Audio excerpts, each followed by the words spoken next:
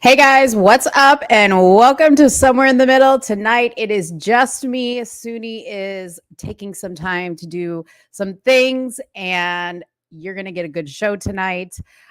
We're going to be talking about a couple of things that I just couldn't hold until next week. So before I run the intro, I'll let you know what it is. First off, we're going to be talking about Jeanie Mai and Jeezy Jenkins. Their divorce is getting messy by the day, messier and messier by the day. There are accusations, there are photos of bruises. I don't even know what to think anymore, but we're going to talk about it. It's messy. Speaking of messy, we have to talk about Amanda Seales on Club Shay Shay. I think it was yesterday. Oh my gosh, I was fuming at this interview.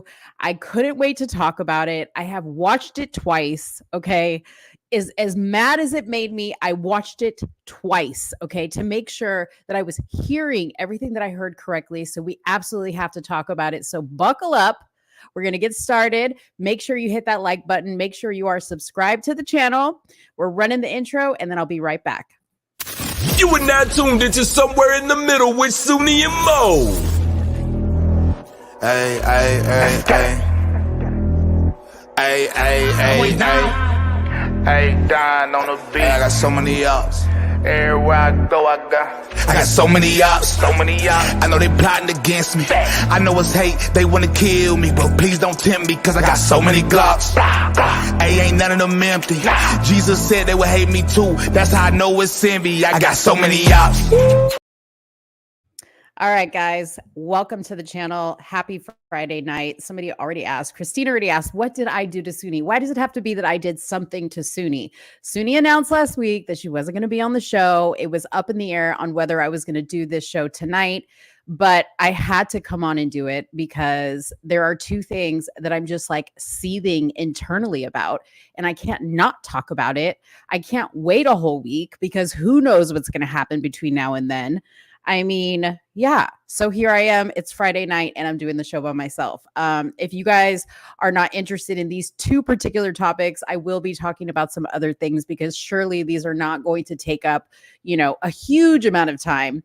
But I definitely thought it was worth talking about because you guys know that I think we really pride ourselves on this show on calling out toxic Me Too type women, okay, that are on a path to destroy men in general and love to lie and love to paint this narrative that they're this victim and woe is me. And in some cases, they diagnose themselves with autism. Yeah. We're going to talk about that.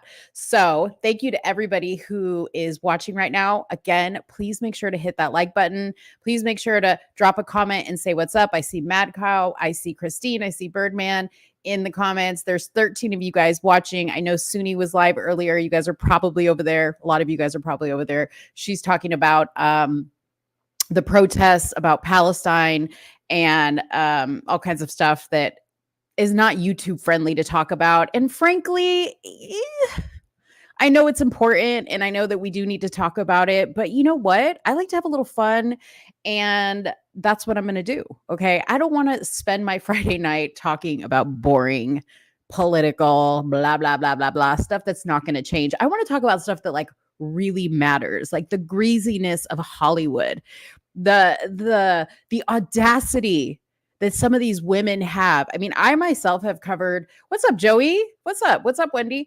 I myself, what's up, Marlandon?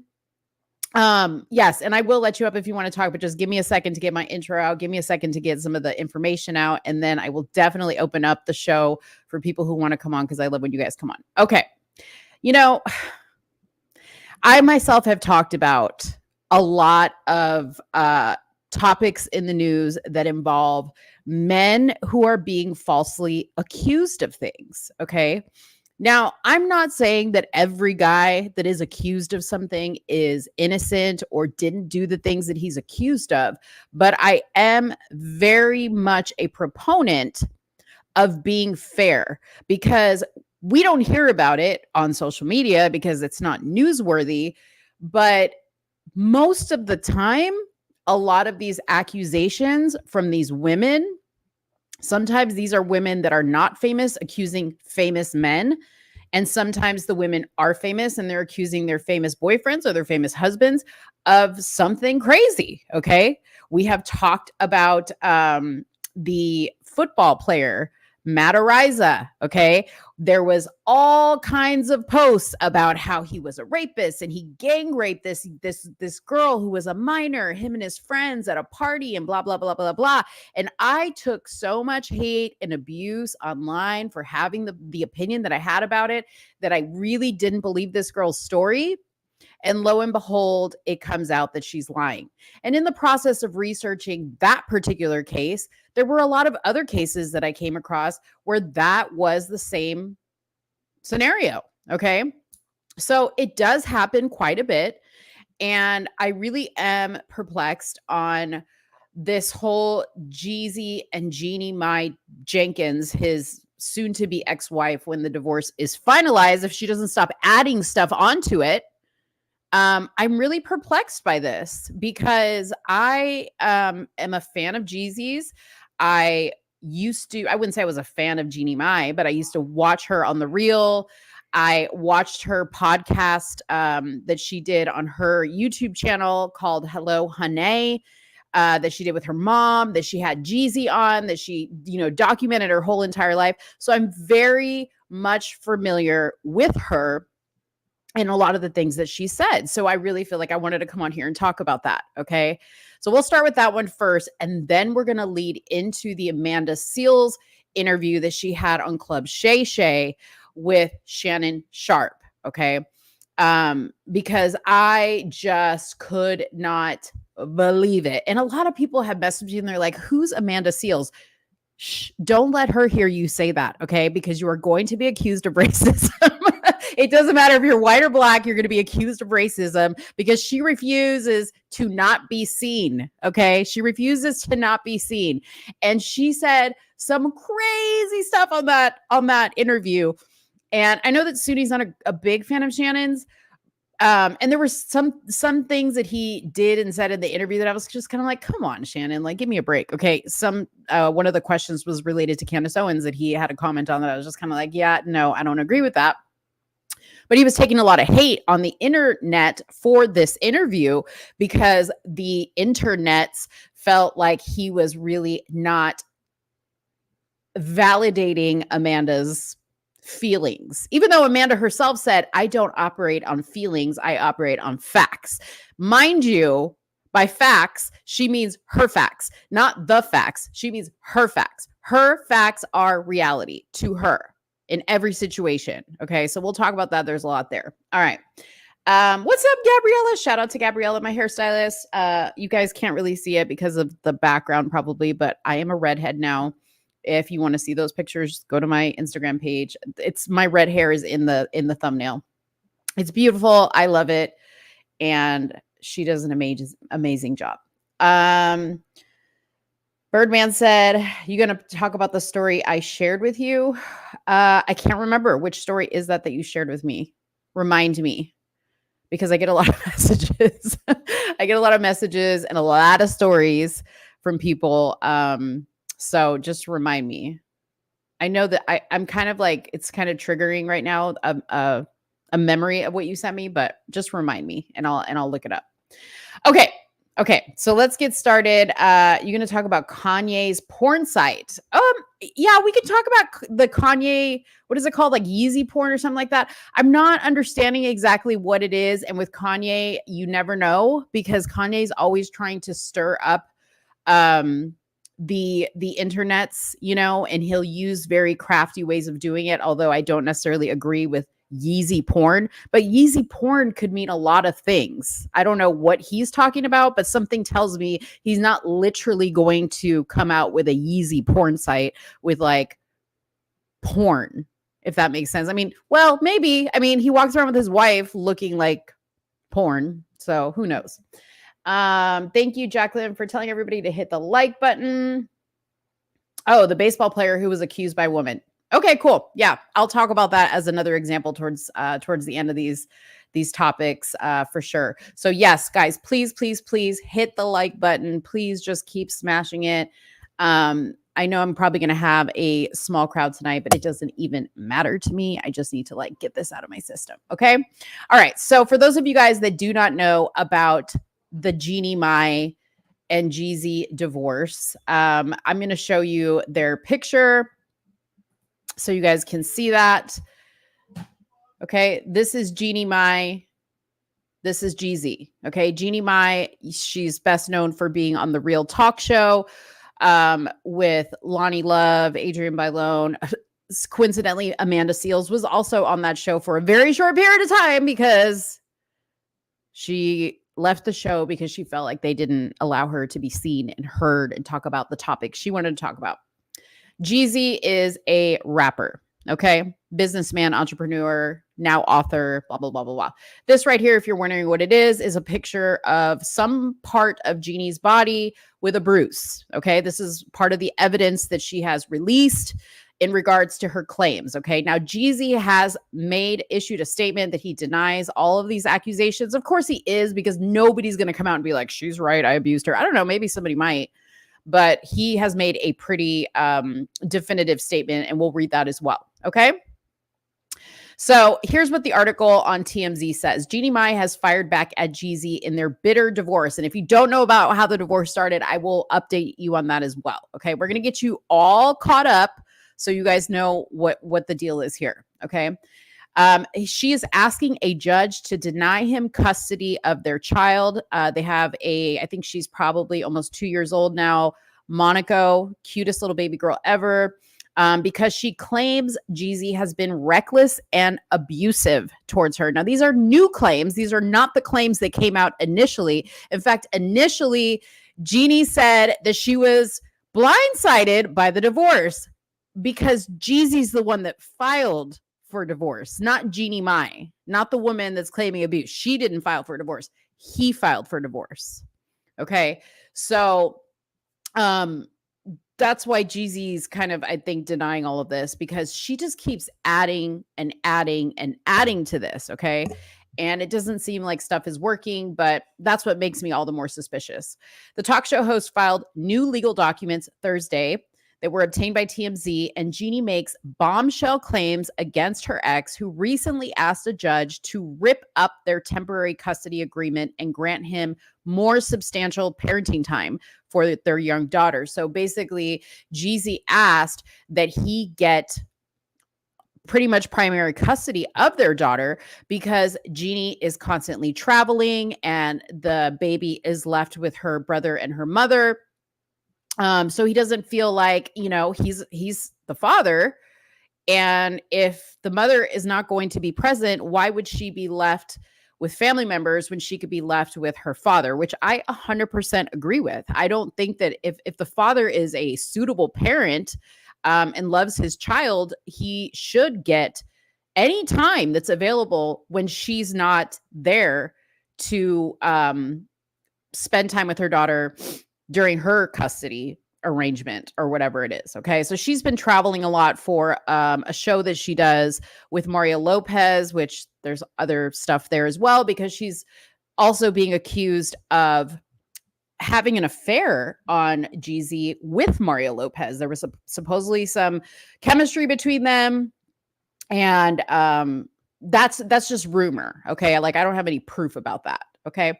So again, here are some pictures. I think this is a leg, maybe a knee. Yeah, that's what it is. A knee. And it's just showing some scrapes and bruises. And right here, you see that it says golf cart injuries. Okay. Now, the reason why it says that is because initially this was released with a bunch of text messages on WhatsApp between Jeannie and Jeezy, which I will read those as well, talking about her saying, look what you did. Look, baby. Like the way she was talking to him was not like how a woman who just got the shit beat out of her, which is how the internet was portraying it, would talk to the guy that beat the shit out of her.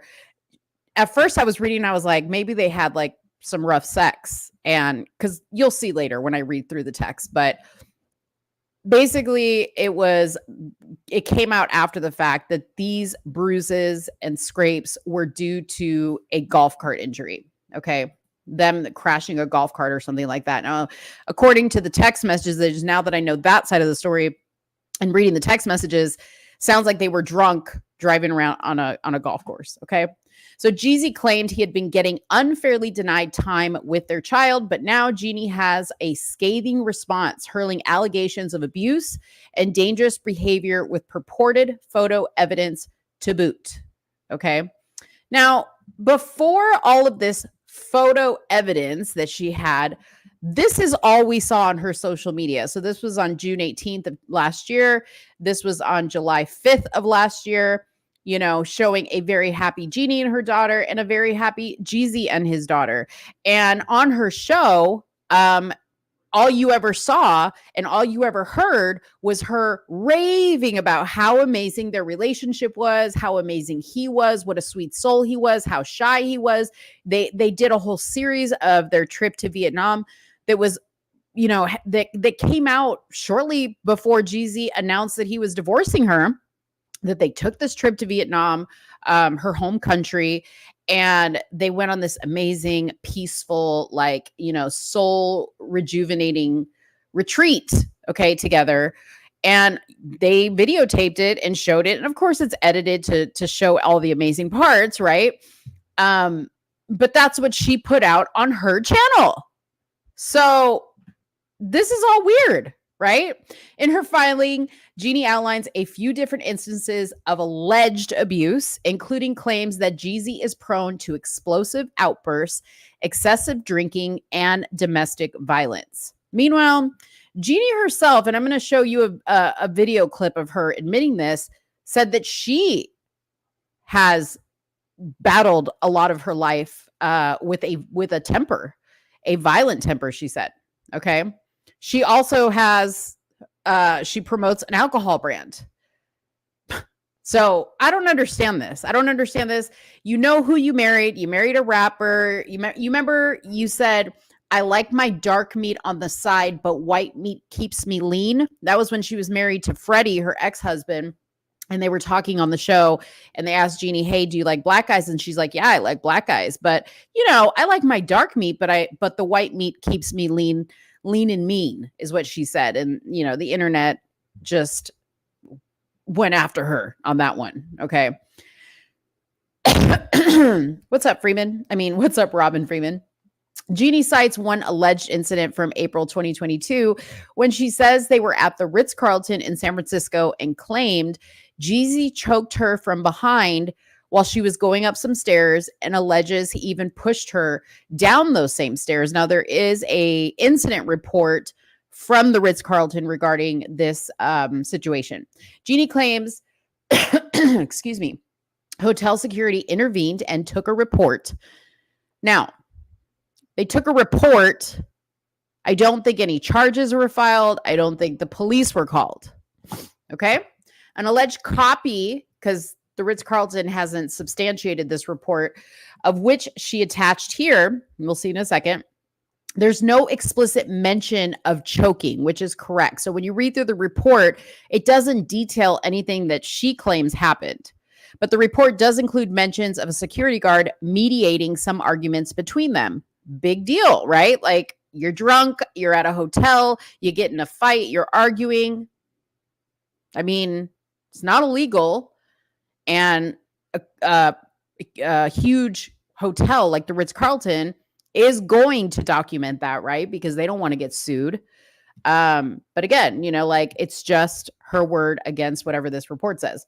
The guard also writes a lounge server had reported seeing Jeezy push Jeannie, a secondhand account. Okay.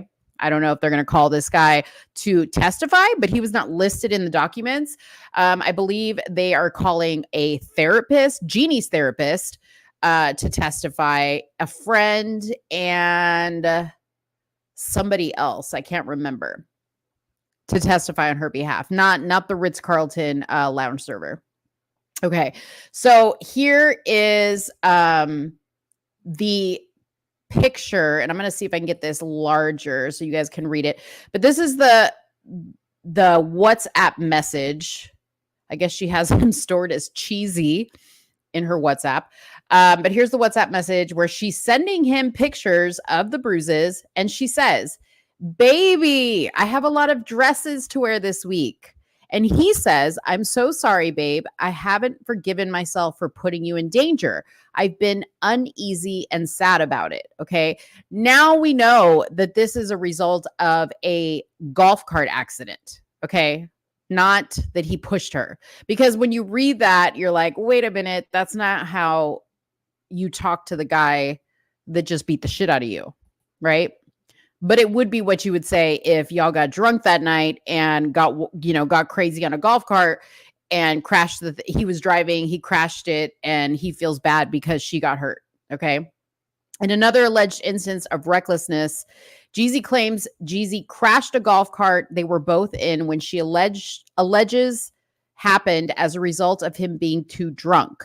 She attaches alleged texts between herself and Jeezy where she shows off bruises she says she sustained from the crash, and the text appeared to show Jeezy being remorseful and apologetic.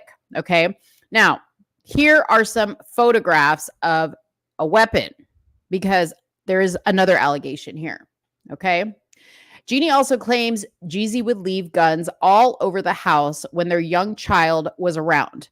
Photos of which she also attaches and claims it was incredibly dangerous. For all these reasons, Jeannie is asking a judge to deny Jeezy's request to grant him more custody, essentially saying it would not be safe for their kid. Okay. So it looks like right here, there's just like a gun laying in front of a bed. I'm pretty sure she took it out from underneath the bed to take a picture of it, because I don't know anybody who leaves a weapon of this magnitude just laying on the carpet in front of the bed. Okay. Then here, it looks like there's also a weapon. I don't know what it's on. And the clip is right here as well. Okay. Did somebody put it there? Is that how she found it? I don't know. Now, granted, Monaco just started walking. Okay. So if the gun was way under the bed or propped up on the side of the bed, and this was maybe on top of a counter or by a nightstand, a baby is not necessarily going to get to that. Okay. I understand weapon safety is very important, but we don't know where this is. Like, we don't know where this is. They had separate residences. He had other houses. They had a house together. They had an apartment in another city. So who knows where this is? This could have been in an apartment that the baby wasn't even in. I don't know. I agree, Joey. The photos look staged, and she could have possibly framed it that way. That's what I'm saying. Like, you can't prove that this is how he was leaving the weapons around the house. Okay. Jeannie also claims Jeezy would leave weapons and guns all over the house with their young child around. And these are the photos. Okay. So for all these reasons, Jeannie is asking a judge to deny Jeezy's request to grant him more custody, essentially saying it would not be safe for the kid. So this is what Jeezy responded back. He said, the allegations are not only false, but also deeply disturbing, especially coming from someone I loved. This malicious attempt to tarnish my character and disrupt my family is ridiculous. It is disheartening to witness the manipulation and deceit at play. And at this time, my main concern is being an active father to our daughter as I continue to fight for court-mandated joint custody. Rest assured, the truth will prevail through proper legal channels. Says, as for Jeezy, he has denied what Jeannie's allegations are, taking to Instagram with this statement, which I just read to you. Okay. So I'm going to also show you a interview that Jeanie Mai did. And this was on, I don't remember what podcast this was on, but she was making a statement in regards to who she used to be before she married Jeezy. And she was quoted by saying, I didn't respect my ex-husband because he wasn't my equal. Quote, Jeezy is my equal. Okay. Now this interview was done 2 years ago. They were only married for about 2 years and then they got a divorce. So this is a very recent statement that she made, but let's go ahead and take a listen to the statements made by Jeanie Mai. Grow out of that or stop or draw a boundary between you and that person. For example, I have a really hot temper Not a lot of people know this, but it's just something in my family. I've seen it in my grandmother. Saw it in my grandfather, to my grandmother, to my mom, to my aunts, to me, right? But I didn't notice it in myself until I was with Jeezy. Okay.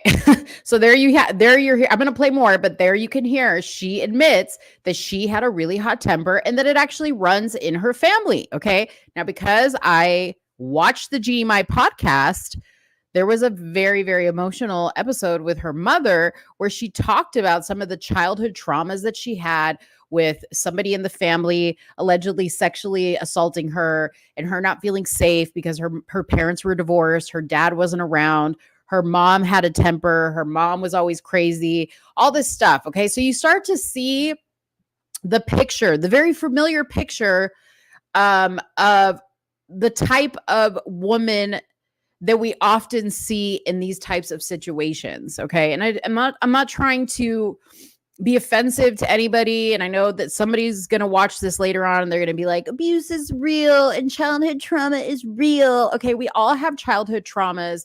I get it. Okay.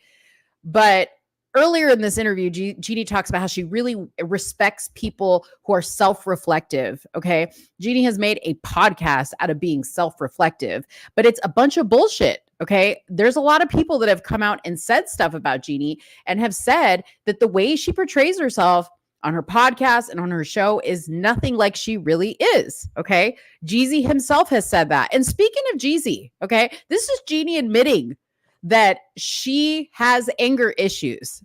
Okay. And I'm not all up in the street scene of what Jeezy was involved in, but as far as I know, Jeezy had beef with Gucci Mane and a DUI, and I think maybe 2 DUIs. And I think that's it. Okay. Yes, he was in the streets and he had a gangster type lifestyle, but I don't think Jeezy has been known for having like this really hot temper. Correct me if I'm wrong. If there's anybody that knows Jeezy better than I do, please correct me if I'm wrong.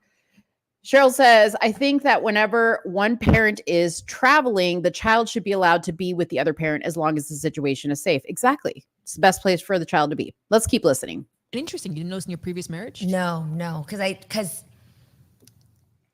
it has to do with the type of relationship you have and the type of respect you have for that person to mirror things back to you where you actually would stop you in your tracks and evaluate yourself, So you had it. So I had it, but nobody ever called me out on it. Also in my line of work, sometimes being a boss isn't so great for you because you have a lot of people who just agree to what you want. They're yes men, right?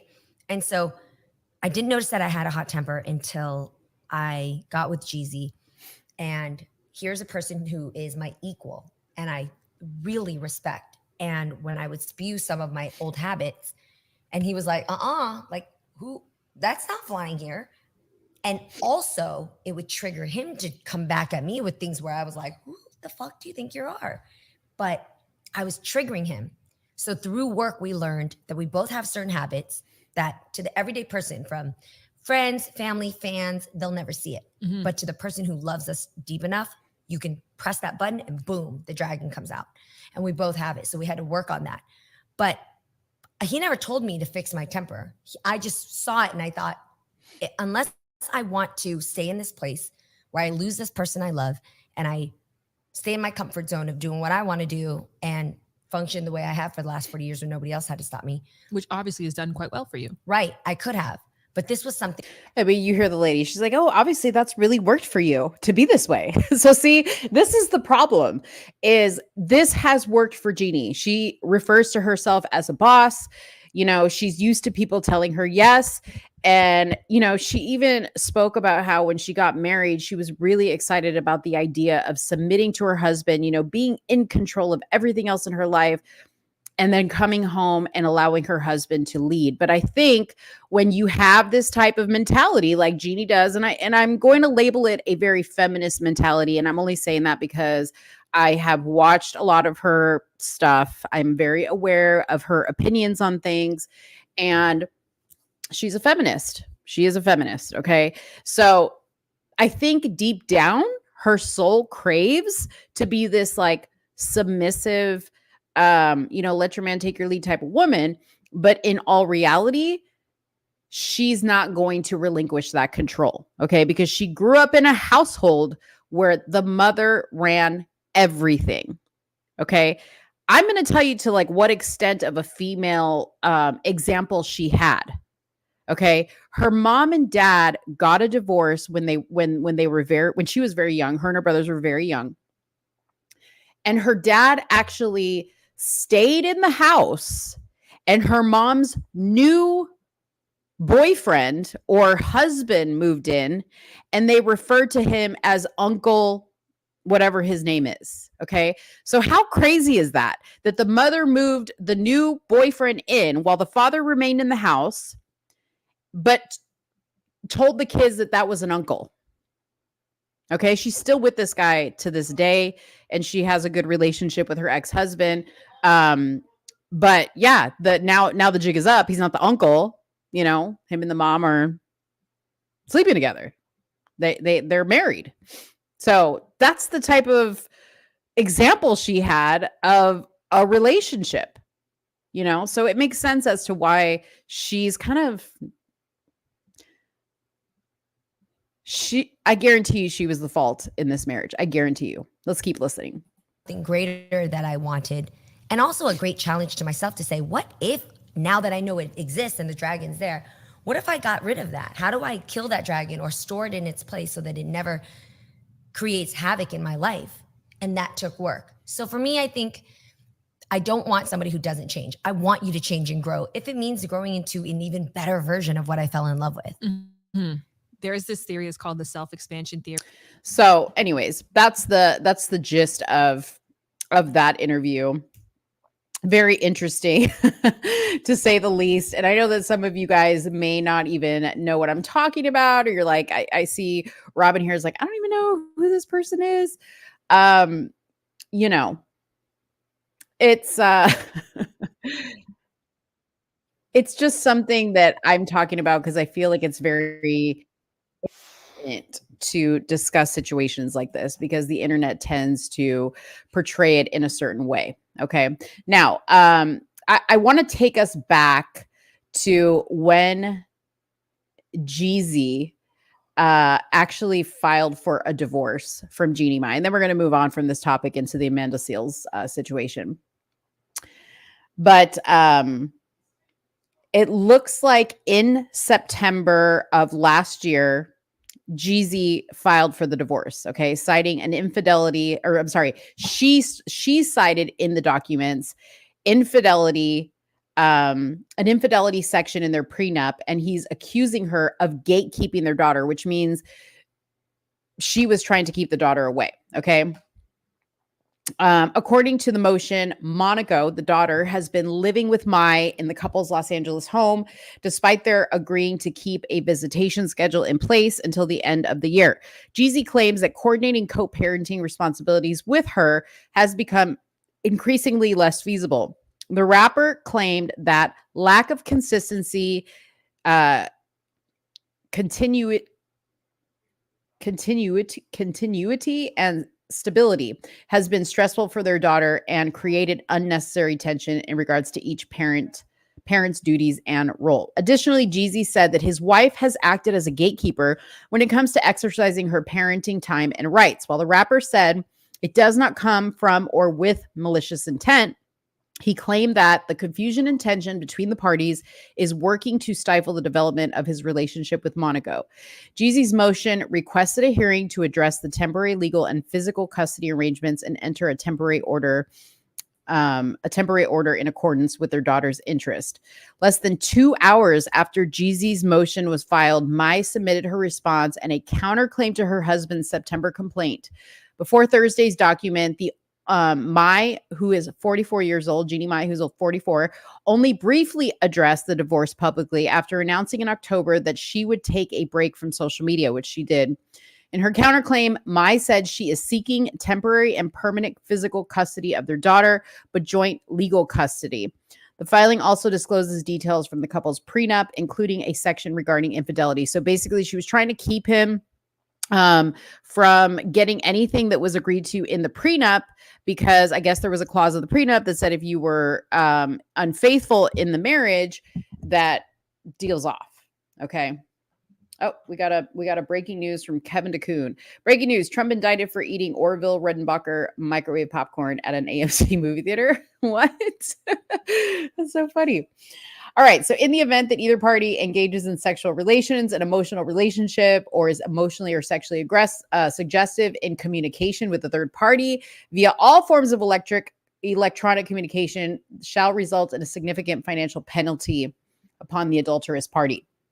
That is such a weird thing, right? Like, that's basically saying, like, I think you're going to cheat on me, so I'm going to put this clause in our prenup. The portion of Mai's counterclaim did not share additional details about specifically alleged infidelity. So again, she made that statement and has no evidence to back it up. Incidentally, TMZ reported in September that the estranged pair were still living under the same roof in Georgia amid their split, and under the specter of cheating allegations against Mai that sources close to her have since shut down. The court filing also indicated that Mai requested that Jeezy pay her reasonable attorney fees and litigation costs, and that she be awarded a fair and equitable distribution of personal property acquired during the marriage. Mai and Jeezy married in March of 2021 after meeting on the set of their syndicated talk show, The Real.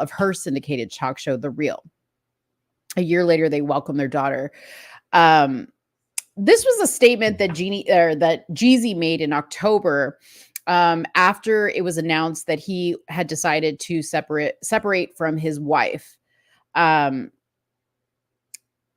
want to say this because it's important to look at how Jeezy has been from the start of him initiating this divorce and compare it to how she has been. Now, I understand she's a woman scorned, right?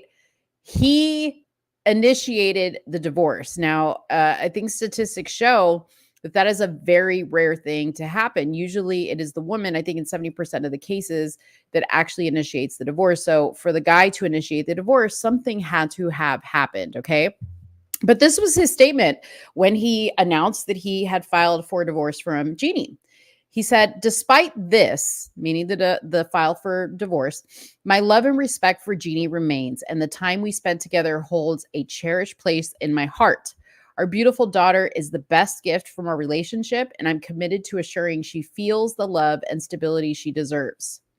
So that was a statement that he made, and she really never came out and said anything nice about him, Earlier that month, Adversity for Sale, which is the book he wrote, the author admitted to actor Nia Long, which Suni and I covered this interview on the show, that he and Mai went to therapy together before deciding to split. Long, who also split from her husband, NBA player Ime Udoka, made headlines in 2022. That was a very weird interview for her to be interviewing him, but whatever. He said, by me releasing love towards them, I no longer have to be connected to the negative feeling of being hurt and disappointed. So something definitely went down. And I will say, I really do, appreciate that Jeezy isn't talking negatively about Jeannie, which is amazing. Because he could be, because a lot of people have, including Jeannie's ex-husband, Freddie. Okay. That was a weird situation. For the longest time, Jeannie said she didn't even want kids. And then her and Freddie divorce. She immediately starts seeing Jeezy. And within a couple months, maybe less than a year, she was pregnant, and he also did the same thing. He moved on and he had a baby with another woman. So yeah, it's all very interesting, people. It's all very interesting. So I will keep you guys updated on that, but just toxic female behavior. You know what I mean? Toxic female behavior. So let's talk about Amanda Seales. How many of you guys, let me know in the comments, how many of you guys saw the Amanda Seales and Shannon Sharpe interview on Club Shay Shay? I'm going to tell you who Amanda Seales is if you don't know who he is or who she is. So don't worry about that. I'm going to show you some clips, but let me know in the comments if you saw this interview. Tell me what you think about what you saw in this interview, some of the statements that she made in this interview, which we're going to discuss. And I'll tell you guys a little bit about Amanda Seales while I hear what the comments have to say, what you guys watching have to say. I'm really, really interested on you guys' thoughts. You know, funny enough, I was looking on Twitter. The Jeezy thing is trending. This one isn't. And I'm really surprised it isn't because I'm telling you, some of the stuff she said was crazy. It's crazy. Not some of the stuff. All the stuff she said was crazy. Every single friggin' thing she said was crazy. Okay. So Amanda Seales. Amanda Seales is a American actress. Okay. She has been famous, like most recently, she was in the HBO comedy series called Insecure, funny enough, that was directed and created by Issa Rae. Here we go. I suffered through the interview. Directed and created by Issa Rae, which Amanda also went for in the interview. And she had some interesting things to say about Miss Issa Rae. She has also been a co-host on the talk show The Real with Jeanie Mai. And I have like a funny clip of her, you know, talking about race on The Real and Jeanie Mai trying to interject and her just like not having it. I'll try to find it for you guys. But Amanda has been, you know, kind of like I don't know if you'd call her like a D-list actress. She used to be on Russell Simmons' Def Poetry Jam. What was it on Amanda Diva on MTV2, Sucker Free Countdown on Sundays, which was also on MTV. She was on True TV. She did a stand-up comedy special, I believe, on HBO as well, called Bring the Funny. I don't think that was very successful. Clishawn says, she's so irritating. I know, she is so irritating. And she has been a judge on a comedy competition series along Chrissy Teigen and Jeff Foxworthy and blah, blah, blah, blah, blah. Okay. She hosted the BET Awards. This I didn't know about her, that I found out during the Club Shay Shay interview, but she actually replaced Natalie Stewart from the group Floetry. If you guys were fans of the group Floetry, like this is how insignificant she was. Okay. Is like, they literally told nobody that Natalie was gone and they just like slid Amanda in and she was not well received. She was not well received. And I don't even remember that. Like, I don't even remember her being in that group. She was featured on a few songs, blah, blah, blah, blah, blah. She has her podcast called Small Doses. She had a game show called Smart, Funny, and Black. Let's see.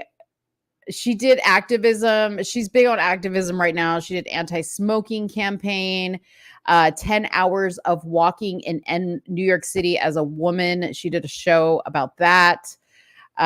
She did a live stream on Katy Perry's YouTube channel where her and Caitlyn Jenner got into it about white privilege. Surprise. Surprise, surprise. And she said that's what really kicked off her activism, by the way. She's also signed with Artists for Ceasefire, an open letter to Joe Biden and presidents of the United States calling for a ceasefire of the Israel bombardment of Gaza. She had a Sirius XM radio show. You know, here's the thing about it, okay? All this stuff that she's done, and I guarantee you, a lot of people like don't really know all of this stuff that she's done. You know what I mean? The thing, like, they probably know her best from, I would say, The Real is probably where she was known best. And I'm going to show you this clip because this is really like what got the hosts on The Real, even the hosts on The Real were looking at her kind of sideways. But in February of 2020, she made this controversial statement. You guys are going to die when you hear this, okay? She made this controversial statement on The Real defending Jussie Smollett. Or Smollett or whatever his name is. Okay. After he was arrested, remember, for faking the hate crime where he was like attacked by black Trump supporters in the streets of Chicago while holding a sandwich. They poured bleach on him and put a noose on his neck. And mind you, he never dropped the sandwich, y'all. He held on to the sandwich. Okay. Anyway, she went on to defend Jussie. And she said, quote, even if it was a hoax, for the sake of bringing attention to this, then I'm low key okay with it. And I think it's noble. That's what she said. Okay. At the end of the day, in 2022, Smollett was found guilty of orchestrating a fake hate crime and sentenced to 150 days in prison. So you guys know how that story ended. I'm sure she knew that that was a bunch of bullshit. So she had to stand behind him because she's all about protecting Black people unless they don't protect her back. And then she will turn on you in a second. Okay. Then she was also criticized for portraying an Alpha Kappa Alpha on her series Insecure, blah, blah, blah, blah, blah, blah, blah. Okay. Anyways, let's move on to the Club Shay Shay interview. Hold on. Let me get to Joey's comment right here. He also never took the nose off, even after the cops asked him in the body. Oh, the noose after the cops. After the cops asked him in the body cam footage. You want to take that off? Yeah. Remember, he walked all the way to his apartment with a noose on his neck and kept it on while he waited for the police to get there. Freaking hilarious. Okay. That story, I'm sorry. That story's funny. Okay. So let's start with the craziest thing that she said on the Club Shay Shay interview. And then I'm going to show you some of her reactions to some of the backlash that she's getting. Okay. So this is her talking about her autism. If you didn't know, she had autism. Okay. Here we go. So let me ask you this. How old were you when you got diagnosed, and did you always feel that you was different and you felt something was wrong? Well, what's today? Today is Thursday, the 18th. So 42 and however many days until I was just. Okay. Literally, she was diagnosed with autism like this year. Yeah. Pay attention to the wording. Okay. Now, I might show you a little bit more from this interview, but earlier, right before this, she talks about Shannon. Quite literally, I do not interject my feelings. Now, you notice Shannon said the word feel. I'm going to run it back again so you guys can hear this again, but he was very strategic in asking her this because what she starts to respond are her feelings, not fact. Okay, so we'll run it back. Hold on. Just recently diagnosed. Okay. And this came out of this situation because so many Black women who are autistic said to me, I see you. You need to. And I've always thought, you can look at other interviews. I have mentioned before, like, I think I'm on the spectrum because I'm an 80s baby. This was not really a part of the narrative. Right. And as we started seeing more about autism and you start seeing shows about different characters and I start learning more like from people like Holly Robinson Peete, I'm like, this feels really like me.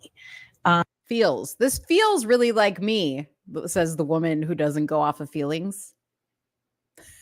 She's an 80s baby. She started seeing characters portrayed in shows. So she was watching people portray autistic people. And she was speaking to Holly Robinson Peete. Holly Robinson Peete has a son who's autistic. And this is how she got to the conclusion that she was autistic. So let me ask you this. How old were you when you got diagnosed, and did you always feel that you was different and you felt something was wrong? Okay, so he said the word feel. Okay, let's keep moving on. But then, I think sometimes we're afraid to learn certain things. Yeah. So 60s and 70s babies just got whipped and put to bed. And to be honest, it's true.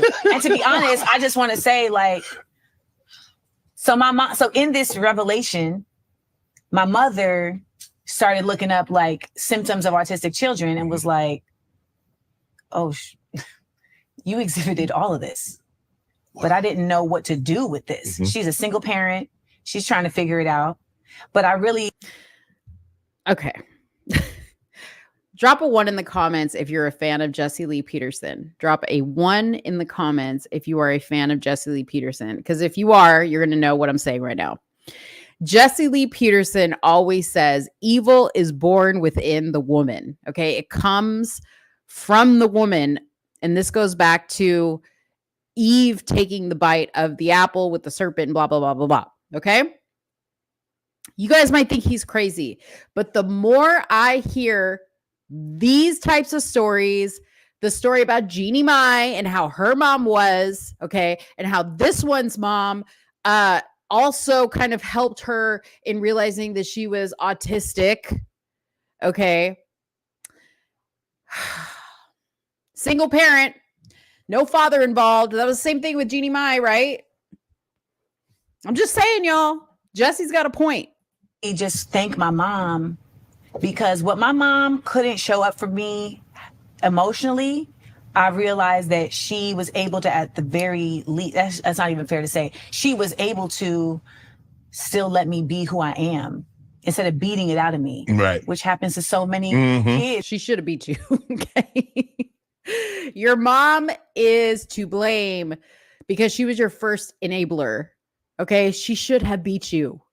She should have, because you were out of control. She had no father to parent you, and she just let you run wild in these streets. There's some stuff. You know what? I am going to go and open up the Shannon Sharpe interview, and we are going to watch the first 5 minutes together, because I can't just do this in little tiny pieces. I need you guys to feel and understand the full flavor of crazy. Okay? It's who are misunderstood, you know, like, and she's West Indian, La Japal Grenada Massive. And so, like, I'm over precocious, you know, loquacious child that's always talking. And they're telling her, like, why you letting her just do all this talking and all of that? Why she's too fresh? She too fresh. Why you doing all? Why you letting her just run she so? And my mom is like, that's Amanda. Like, let her live. Right. And most, let's be real, most parents. That's what happened. No. Shut it up. Mm-hmm. Precocious. Okay, so let's see what Amanda responded to this. They cut out at the end. He was asking, no, I have not been clinically diagnosed by a doctor because I'm not paying $10,000 to do that. And most people will tell you that at this age, you don't need a clinical diagnosis in that sense.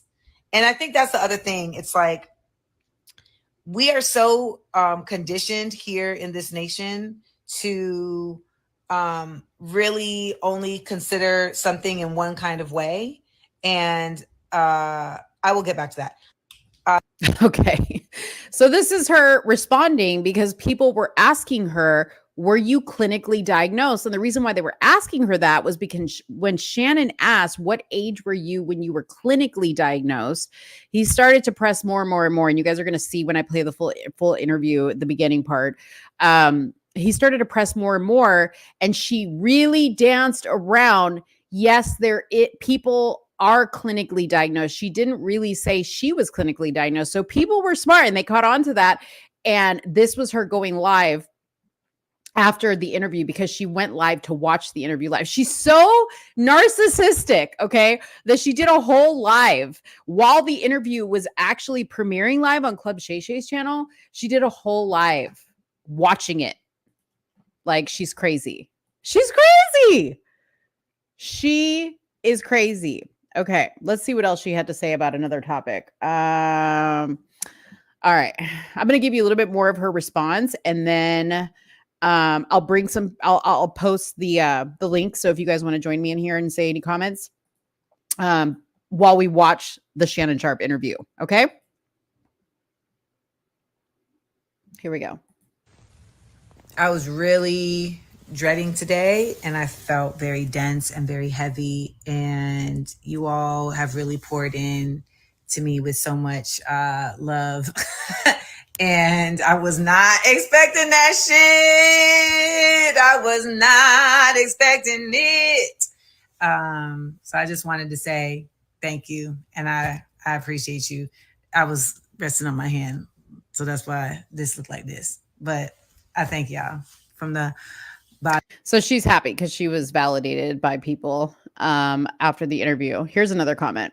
So now the class act, baller alert, yet another black space, because there is such a dedicated effort to degrade me and defame me. It is beyond my scope of comprehension.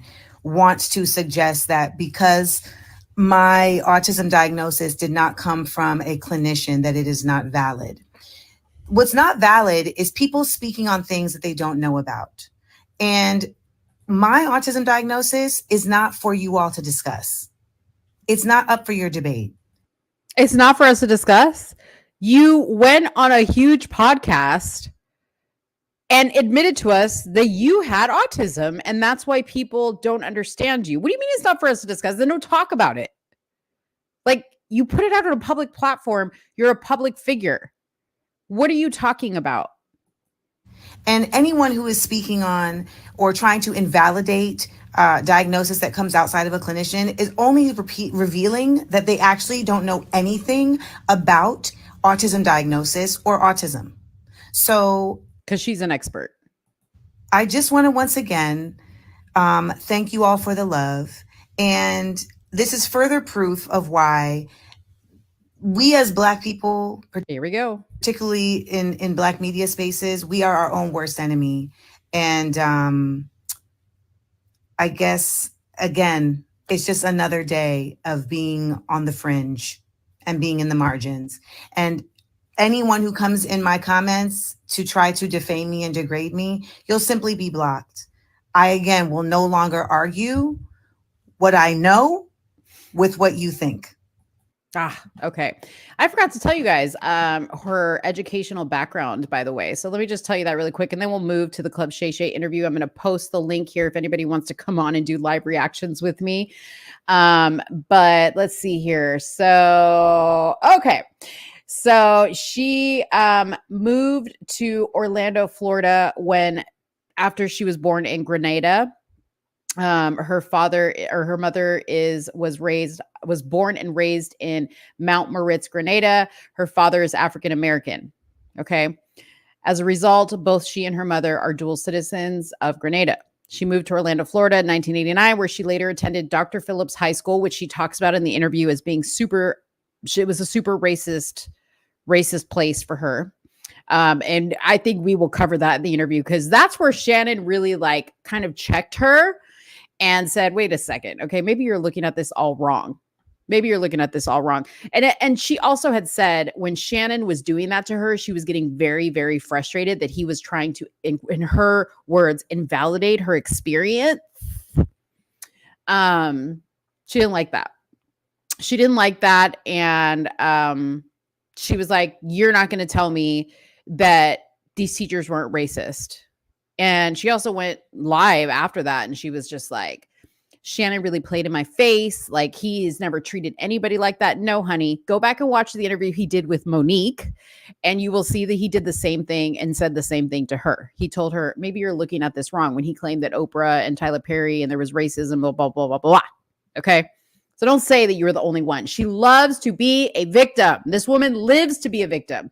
Anyway, she graduated from SUNY Purchase, then acquired a master's degree. I wonder if she paid her school loans in African American studies. She referred to herself as a scholar of African American studies, and she also had a concentration in hip hop from Columbia University. Imagine paying Columbia University tuition, if she even paid tuition, because she probably, I don't know if she got in on a, what is it called? What is that? When you're like a minority, whatever. Anyways, imagine paying for a Columbia University tuition to get a degree in hip hop and African American studies and not do anything with it. Okay. Before we move on to the Shannon Sharpe interview, let me just say this. Amanda, you have to be the problem. You have to be the problem. And I'm only saying that because every single thing you have done, including your relationships. Oh, because I forgot to tell you about one more thing. I'm going to mention one more thing because this all ties into why I'm here tonight. Okay. Every single thing she has done has fallen apart. And when she's asked about it, it's always somebody else's fault. It's always because they couldn't accept her for who she was. Okay. She was on the set. She was on the set of her HBO, I think it was an all black cast called Insecure, directed, created by Issa Rae. And she got reprimanded on that set because a set assistant who was in her trailer, yes, affirmative action, Joey, a set assistant that was in her trailer, she asked if he had put a poster of Martin Luther King in her trailer. And he was like, no, that wasn't me. It was a black guy, right? He said, no, that wasn't me. She goes, really? Because you're the only revolutionary, insert the N-word, here. And I guess the guy said to her, I'm not an N-word. And he went and told the people in charge on Insecure, and they came back and they told her, you can't talk to people like that. And her response was, but we say the N-word on the show. This is a black space. This is a safe black space. Why can't I say the N-word? The guy was offended. He didn't want to be called the N-word. This is why she is difficult to work with. Okay. Difficult to work with. Okay. I'm thinking that they've been giving away those degrees for a long time now. Oh, yeah, man. This was a 3-hour interview, y'all. Like, we're not going to watch the whole interview because let me tell you, she goes in from the very beginning. So we don't need to really like go probably more than like 5-6 minutes in. Okay. In the meantime, I'll drop the link in below. If anybody wants to hop up with me to watch this, I can have up to 10 people. So whoever wants to come up here, you don't have to put your camera on. You can join me and we can just react to this madness together. But yeah, I mean, Amanda, you're the problem. You're the problem, girl. I haven't looked to see if she has blocked me yet. Because she said that anybody who dares disagree with her is going to get blocked. And I like reshared her post. So you get a notification when somebody reshares your post. And I'm sure she's going to block me. I'm just like waiting for it. And I can't wait because I have other accounts I can look at your bullshit on. Not that I will, because you're just kind of like, your 10 minutes are about to be up. Like nobody really is going to care. I kind of feel like this is her last ditch effort to be relevant because she's been on the Breakfast Club a few times. And let's just face it, whether you like him or you don't like him, Shannon Sharpe is making some headway. He's making some moves. People are talking about him. So if you're seen on his podcast, you are going to be talked about. Now, I said earlier, she's not even trending, but regardless, I think that she was trying to go on here to make herself relevant.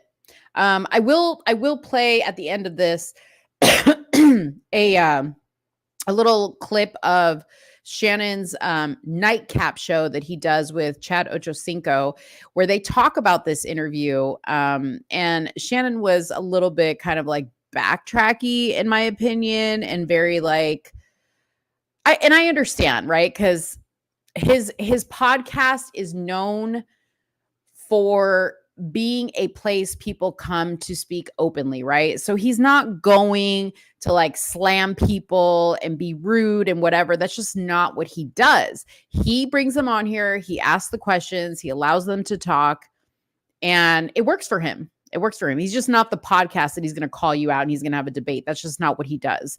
But I'll play what his commentary was on that so that you guys can see. Okay. All right, here we go.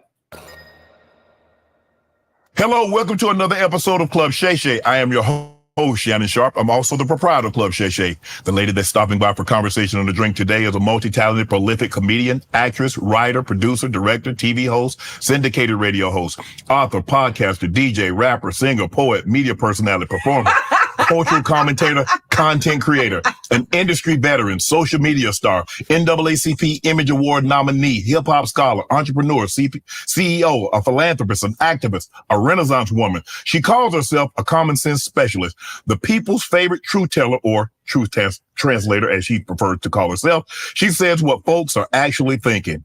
Welcome to the show, Miss Amanda Seales.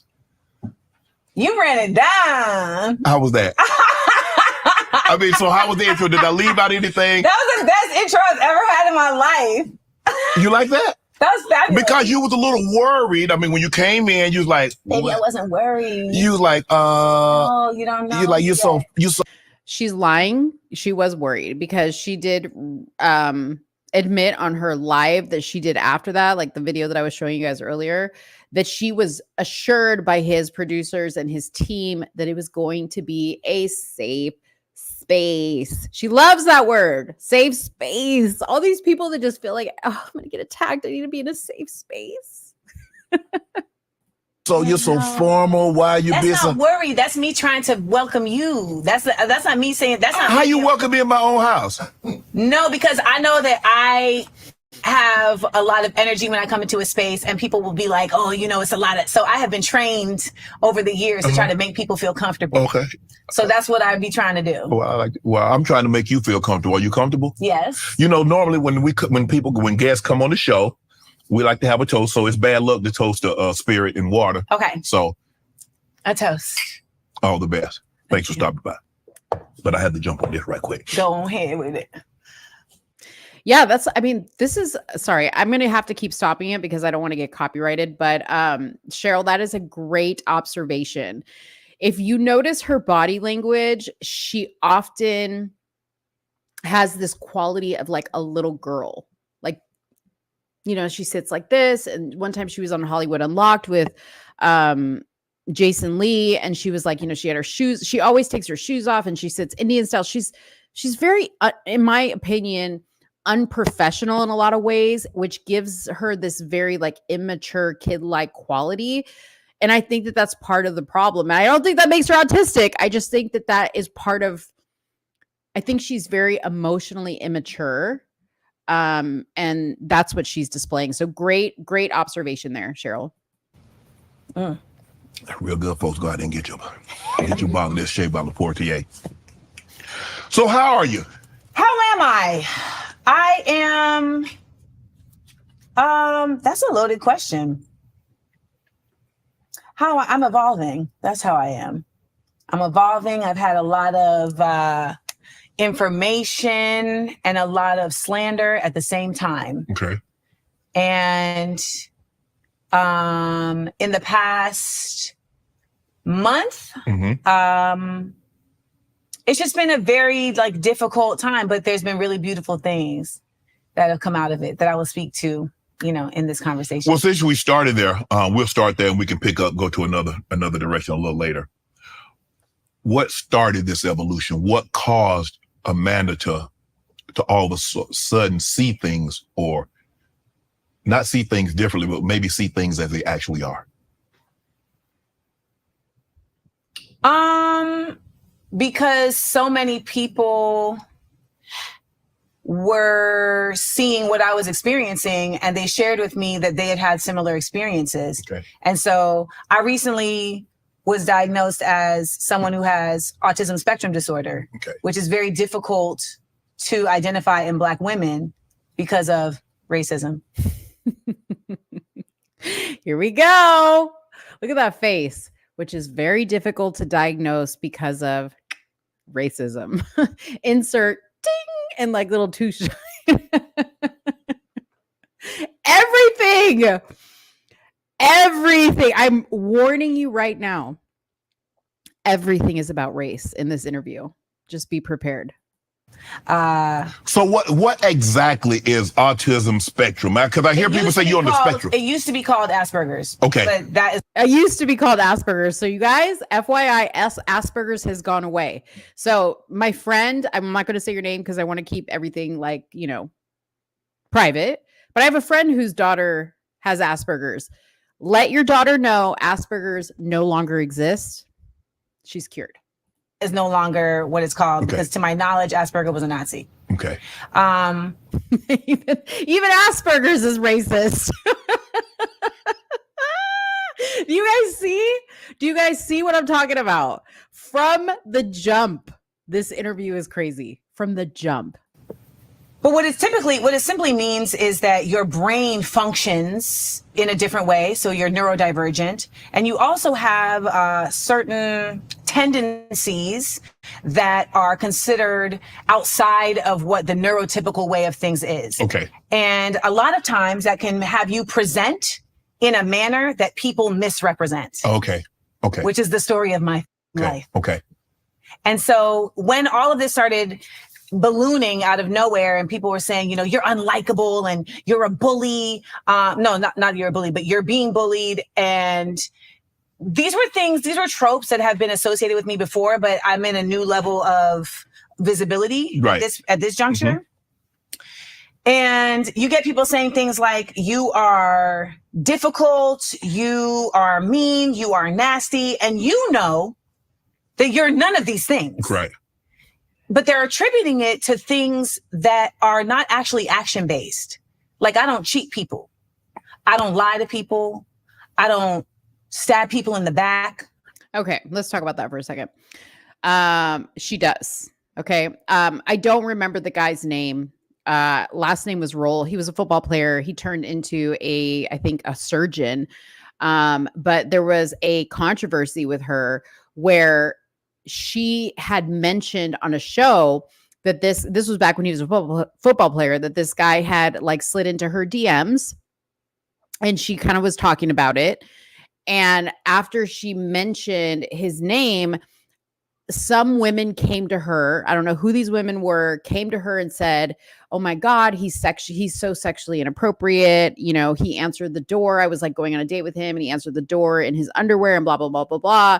And they basically accused him of being sexually inappropriate with them. Right.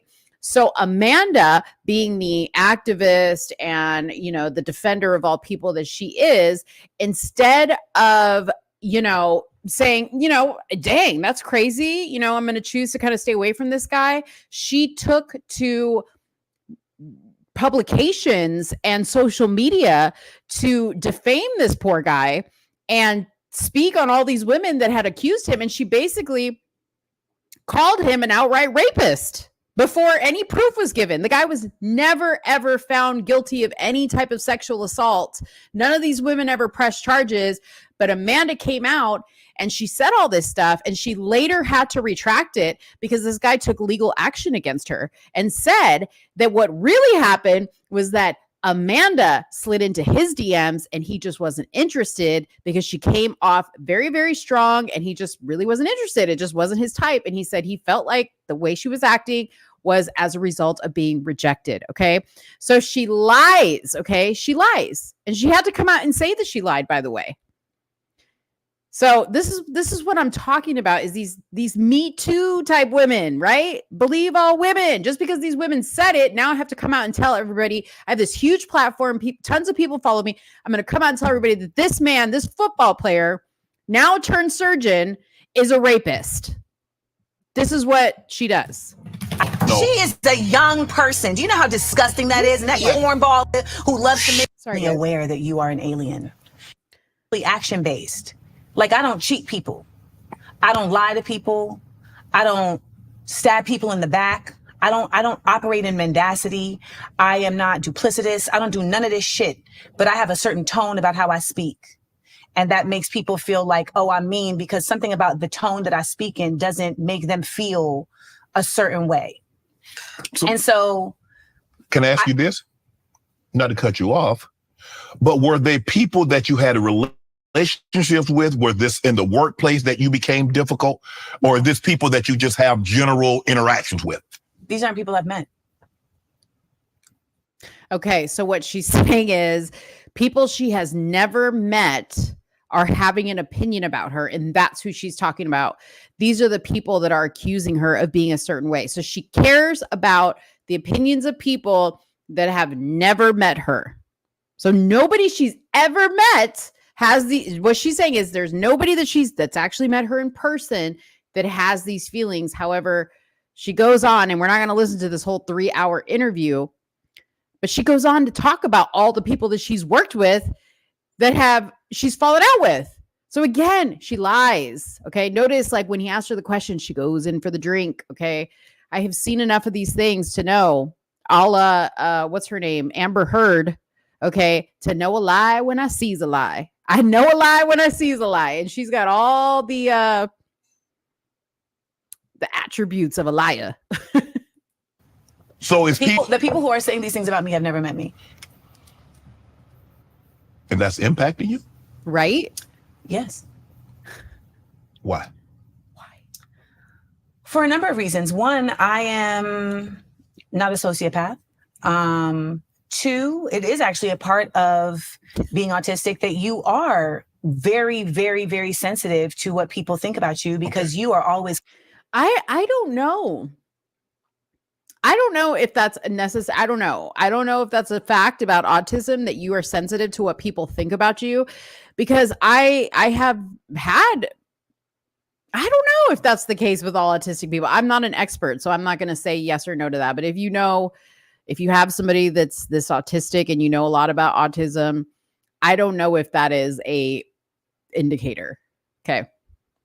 Is keenly aware that you are an alien. You are keenly aware that you are different. You are keenly aware that something is very odd about you. And you're always trying to make the room feel good. We literally just talked about it because it's my habit. Right. It's my habit to try.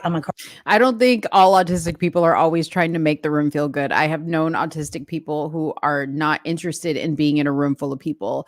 They don't want to be around people. They don't like social stimulation. Some of them don't like to be touched. Some of them, have sensory issues. She's generalizing here, and she's making herself sound like an idiot. Cry already? I've only been here for like 5 damn minutes. She's about to cry. It is my habit because I've always been labeled as this. You think you know everything. It's not that I think I know everything, but I really did know the answer. And I'm thinking I'm helping the room out by having the answer. Oh. But they like, I think you're a know-it-all. You're a lot. You're a show off. You're extra. In my sophomore year of college, I was put in a suite with 7 other women. And the day I got there, my name had been ripped off the door and thrown on the ground. Look at this. Her difficultness traces all the way back to college. Actually, it goes back to grade school. But I mean, remember, she said the people that she has problems with are people that she doesn't even know. I didn't even know these women. You lived with them. And 2 weeks in of them not talking to me, I said, listen, I'd like to have a Friday night where I buy a bottle of tequila and we all just sit around and y'all can take shots and tell me why you don't like me. And see, this is the other thing. Like, why would you do that? If you get the sense that people don't like you, why would you say, hey guys, I'm going to buy a bottle of tequila and we can all take some shots and you can tell me why you don't like me? Why do you care? Why? Who cares? Like, go hang out with people that like you. I lived with people in college that I didn't like. They were just roommates. Why do you care? She wants to matter so bad. I've said this before. All we care about as human beings is we want to matter.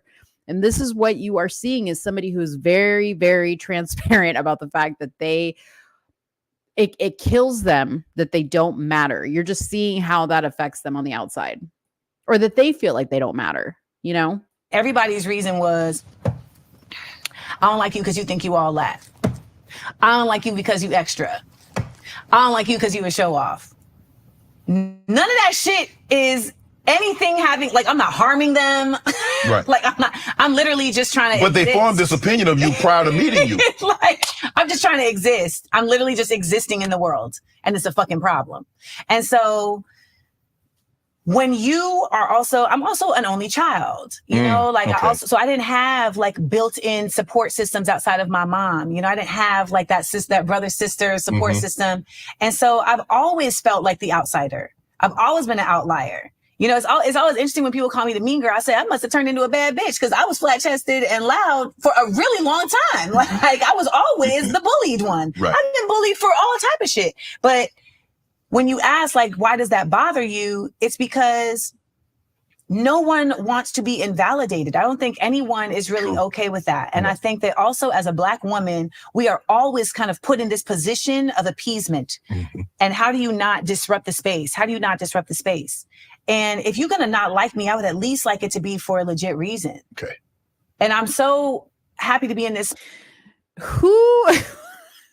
Yeah, we'll talk about her outfit in a second, because she changes her look quite a bit. I'm okay with you not liking me, but I would like you to not like me for a legit reason. Okay.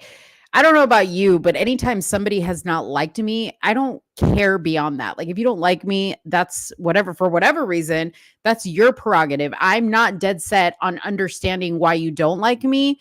And I'm not going to say, well, I'm not going to accept that until I feel like the reason you don't like me is a good reason that I agree with.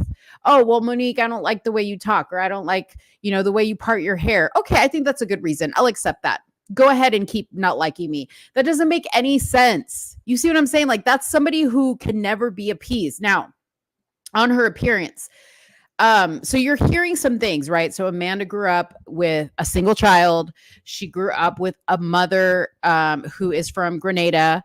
I don't know what her mother looks like, but in the description, they said her father was African American. So she's clearly mixed, because people from Grenada are Grenadian or whatever they call it, right? Like, we're not going to say that those people are Black. There may be some people that are dark complected, like people in Brazil. There's some people that are dark complected that if you saw them, you'd be like, oh, and you didn't hear them speak or know where they were from, you would say, oh, you're Black. Well, no, they would say, I'm from Brazil. Okay. So there is a very distinct difference. So Amanda herself is, in my opinion, mixed. Okay. She's mixed, and she's light skin complected, right?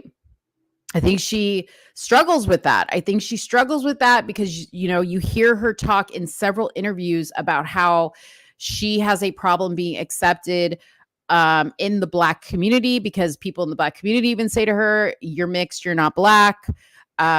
So attributing it to her look, right? Like, right now we see her with braids, and she often wears, well, not often, but she most recently started wearing these very like eclectic looking outfits. They almost look like pajamas. You'll see her wearing them like all the time, like on her Instagram and whatever.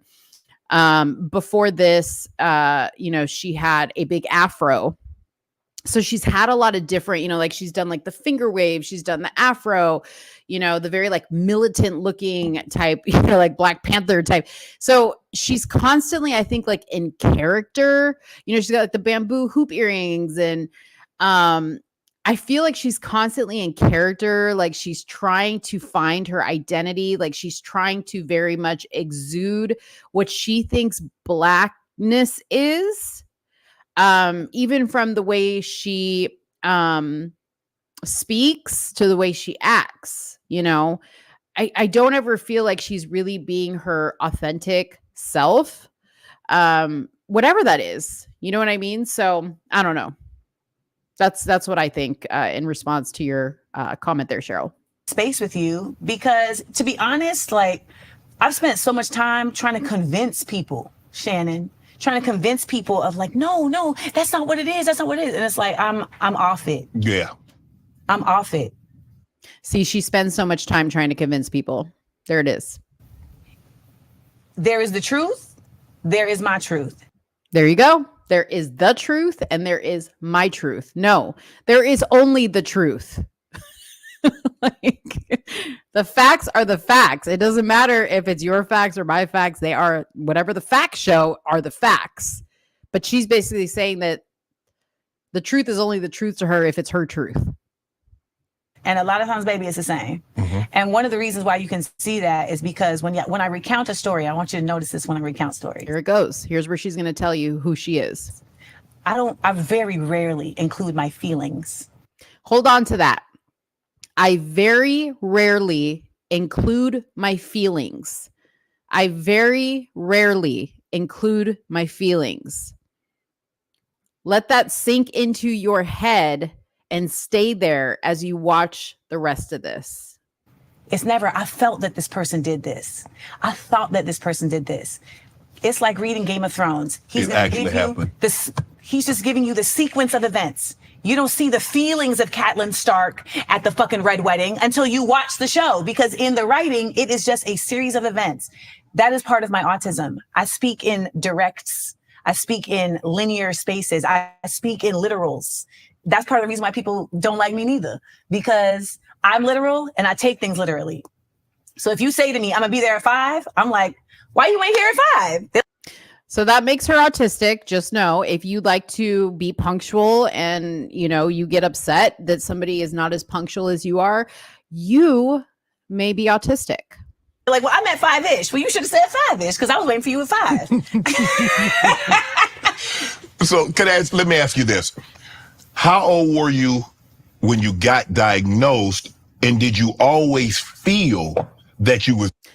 Notice what he said. Shannon is genius. He said, did you always feel?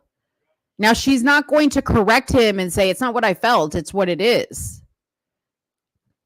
It's a trick question he's asking her Different, here. and you felt something was wrong. Well, what's today? Today is Thursday, the 18th. So 42 and however many days until I was just recently diagnosed. Okay. And this came out of this situation because so many Black women who are autistic said to me, I see you. You need to. And I've always thought, if you can look at other interviews, I have mentioned before, like, I think I'm on the spectrum, because I'm an 80s baby. This was not really a part of the narrative. Right. And as we started seeing more about autism, and you start seeing shows about different characters, and I start learning more, like, from people like Holly Robinson Peete, I'm like, this feels really like me. But then, you know, I think sometimes we're afraid to learn certain things. Yeah. So She said, this feels really like me, the woman who doesn't go by feelings. This feels really like me. 60s and 70s baby just got whipped and put to bed. And to be honest, it's true. And to be honest, I just want to say, like, so my mom, so in this revelation, my mother started looking up like symptoms of autistic children and was like, oh, you exhibited all of this, but I didn't know what to do with this. Mm-hmm. She's a single parent. She's trying to figure it out. But I really just thank my mom, because what my mom couldn't show up for me emotionally, I realized that she was able to, at the very least, that's not even fair to say, she was able to still let me be who I am instead of beating it out of me, right? Which happens to so many kids who are misunderstood, you know, like, and she's West Indian, massive. And so, like, I'm over here being this precocious, you know, loquacious child that's always talking. And they're telling her, like, why are you letting her just do all this talking and all of that? Why is she's too fresh? She's too fresh. Why are you doing all? Why are you letting her just run Shimoto? And my mom is like, that's Amanda. Like, let her live. Right. And let's be real, most parents. That's what happened. No, shut it up. Mm-hmm. If my father had lived with me, I would never have been the person I am now. Because did you hear that? If her father had lived with her, she would never be the person she is now. No, you wouldn't, because your daddy would have set you straight, guaranteed. And I kind of wonder why your dad wasn't around. Jesse Lee Peterson would have said, your mama ran your daddy off. That's what he would say. Because he wouldn't have been able to handle it. And I believe that he is autistic too. He probably couldn't handle your mama either. Oh, wait, did y'all hear that? She believes her dad's autistic too. So she not only self-diagnoses herself, but she self-diagnosed a man she's never met, probably, based on what her mama told her. That's funny. He's because he's brilliant. Right. He's just he was never seen the way he needed to be seen, and so it turned into narcissism. But you can be brilliant without. Did you ever stop to think that your dad's a narcissist? That maybe you may be a narcissist? Like maybe that tiptoed its way down into your gene pool, not the autism, the narcissism. Being autistic though, right? Hell yeah, 1000%. Okay. Absolutely. But just because I'm both. but I'm gifted and autistic. Yes, but Amanda, sometimes, just because you have a special gift, that doesn't mean that, you have a spectrum, or you have just because you see things differently, spectrum, or you. This isn't related to simply how I see things. This is related to how my brain functions. Yes. But just because your brain functions differently from, say, mine. Yes. So you feel just because your brain functions differently that's what caused it, or there's a clinical diagnosis that there are clinical diagnoses for you? Yes, there are clinical diagnoses for autism. Yes. Okay. So he said there's a clinical diagnosis, and she said yes. And he said for you, and she said yes, there's a clinical diagnosis for people. This is why she got slammed on this. Yeah, I know. When you take the test, and see, he's hanging his head, and she made mention of that because he was like, he's invalidating me. He's hanging his head because he's just like, you're playing in my face. Okay, I'm trying to get down to the bottom of this. And he saw it right away because he was like, Amanda, just because you feel different, just because people don't necessarily agree with you or whatever, doesn't mean that you're autistic. He's trying to get that through to her. And he did the same exact thing with Monique when she was on his show talking about everything that she had experienced in the industry. And she was relating it to racism and sexism, right? He did the same exact thing with her. So he kept it very, very consistent. So for her to come back and say that he was being different with her and had never treated any guests that way was completely crazy and wrong. You see, when you take the test, you're like, hold up. I've been thinking my whole life that this was a problem. Mm-hmm. Like the fact that I have to doodle, I have to draw all the time. I have to be doing things all the time to be stimulated. It's literally called stimming. Okay. Like the fact that when I'm a baby, I have to rock, like in a child pose, like literally rock. And my mom would be like, why is she doing that? We find out later, this is stimming. This is her literally dealing with her anxiety in a self-soothing way. Okay. The fact that even little things like if there was a bowl of peanuts right here, I would be lining them up in a row. I'd be lining them up in a row. Like these are small things that are indicative of. I mean, that can also be OCD. I'm so sick of her. We're only going to listen to a little bit. Then I'm going to move on and see what else I got to talk about. Like your brain functions in a very particular way. Right. Okay. And that functionality also displays itself in your behavior. Right. So it's also atypical to the way that our society functions. Mm-hmm. So for instance, like this society is very keen on people performing. There's all this phoniness all the time. Yes. Right. Yes. And when you are autistic, you literally are unable to even catch these certain social cues.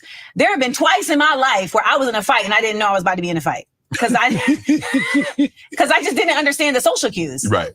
I literally didn't understand what was happening. Okay. I'm thinking like they said, come outside. And I'm like, what's up? And then I get punched in the fucking face. For the record, I won the fight. You let her get out. She got out first and you still won. Yes, sir. Damn, you got squabble skills like that? I have rage. I have rage. I'm very strong, like freakishly. You single? Yes. You want to talk about it? Nah. Here we go. Another woman admitting she has rage, just like Jeanie Mai did. She has rage. That must be an autistic trait also. I love how Shannon said, you single? And she said yes. So yeah, that brings me, let's just leave it right here. I'll leave you guys on a cliffhanger. We watched about 15 minutes of this, just kind of we're gonna talk about it later. So but let me go show you guys the Club Shay Shay. The Club Shay Shay after of the guys talking about this interview. Of the guys talking about this interview because it was pretty funny. Okay, so let's watch that and then we will move on. Hello, it's your favorite sports thunk here. Don't forget, Lorde said Amanda was on your ass in that interview.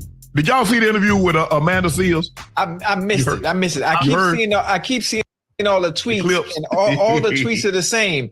I can't believe I agree with Amanda Seales. So does everyone not like Amanda Seales or something? I don't know the backstory, but for some reason, whatever she said, it must have been good because everybody agrees with her. Whatever it may be. She was Hollywood, especially Black Hollywood, is kind of shunned her. And everybody is kind of shaped through their childhood and their personal experience. So you see life through your prism, your lens. Right. And so she's had some things happen in her life that kind of makes her ultra defensive. She's a highly intelligent woman, very intelligent, very well read. But I think sometimes, she thinks everybody's out to get her. And so until she's comfortable with you, she's going to keep that guard up. She's going to keep the guard up. Because I asked her for a hug earlier. She's like, nah, I don't hug. I said, give me some doubt. She ain't want to give me no doubt. But once I told her, I said, Amanda, this is a safe space. You can tell your story. Right. She saw it back. She paused. She's like, can I have a hug? And then she was cool. See, I think a lot of things. She's like a little kid. Remember, I told you guys, she's like a little kid. That is like a little kid. And you guys didn't see that part in the interview, but Shannon does say to her, hey, let me get a hug. He's just doing what he does, like what Shannon does, to kind of, I think he was doing that to disarm her a little bit and let her know, like, we're cool, like nothing to be scared about. I'm not going to attack you, which he did not. And you see here that he is very sympathetic towards her in the sense of bringing up how she grew up and that he really understands that she was shaped by her experiences in life. But that, again, adds to her very immature state of mind that she thinks like a little kid, oh, I'm not going to, now can I hug you? Because now I feel safe. That type of thing.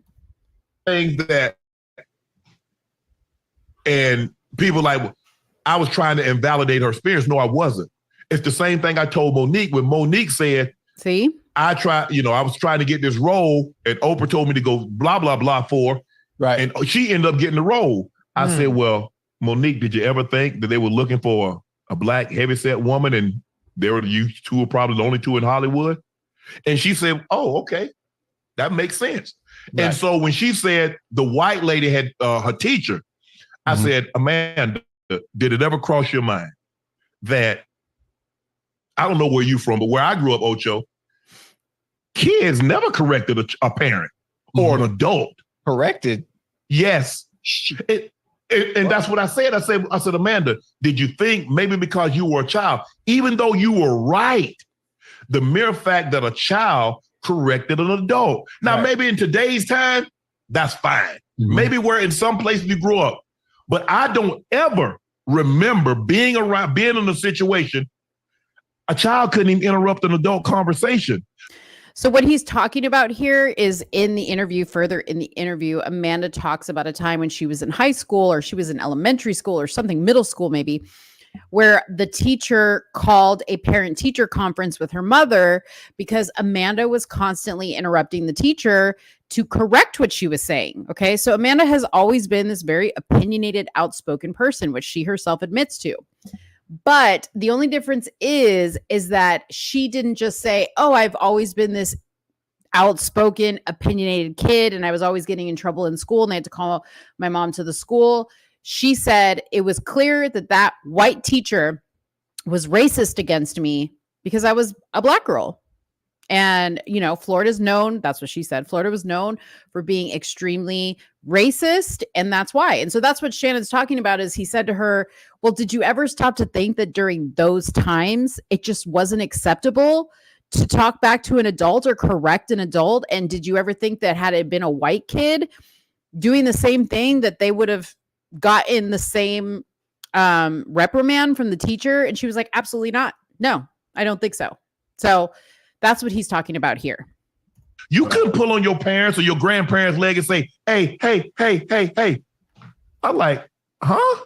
No. So that's what I was saying. I said, maybe Amanda, it wasn't racism. maybe it was the fact that a child was correcting an adult. But that was her experience. That's what, and like I said, I mean, that's how she felt about it. But I enjoyed the interview. I enjoyed talking to people. Yeah, I mean, everybody. And I try not, I do my research, but I try to go in with as clean a slate as I possibly can, because I don't want what someone else has said about her to influence what I think of her. Right. Yeah. I'm going to come up, I'm going to ask the questions. And then at the end of the day, hopefully when she sees it, she'll be pleased with the finished product. But I ain't got no problem with Amanda Seales. She was great. She's very funny. She has, and I do believe some of the people have done her wrong. And I think a lot of, because that's what you deal with. We all go through it. Dealing with men or women, you're not dating them, you're dating their childhood, their past traumas. That's what you got to get past. So I'm excited. I was excited to have her. She was great. She taught me a lot of things. But she's highly educated. She's real versed. She can sing. She's a comedian. She's a writer. Is she married? No, she's not married. She's not married. I love Chad. He was like, "Is she married?" And you know what's funny is he really does play it off like, "No, I'm just saying," because those are a lot of great qualities to have, and you know, it's odd that she's still single. Something to think about. Same day, huh? I mean, yes, I'm listening to you list all the qualities that she has, and I'm just curious if she was married, because that sounds like that's a great catch for someone. Yeah. No, that sounds like some flaws for some men. Because see, my man in the middle, I don't know who that is. Gilbert something. I don't know who that is. But my man in the middle gets it. Okay.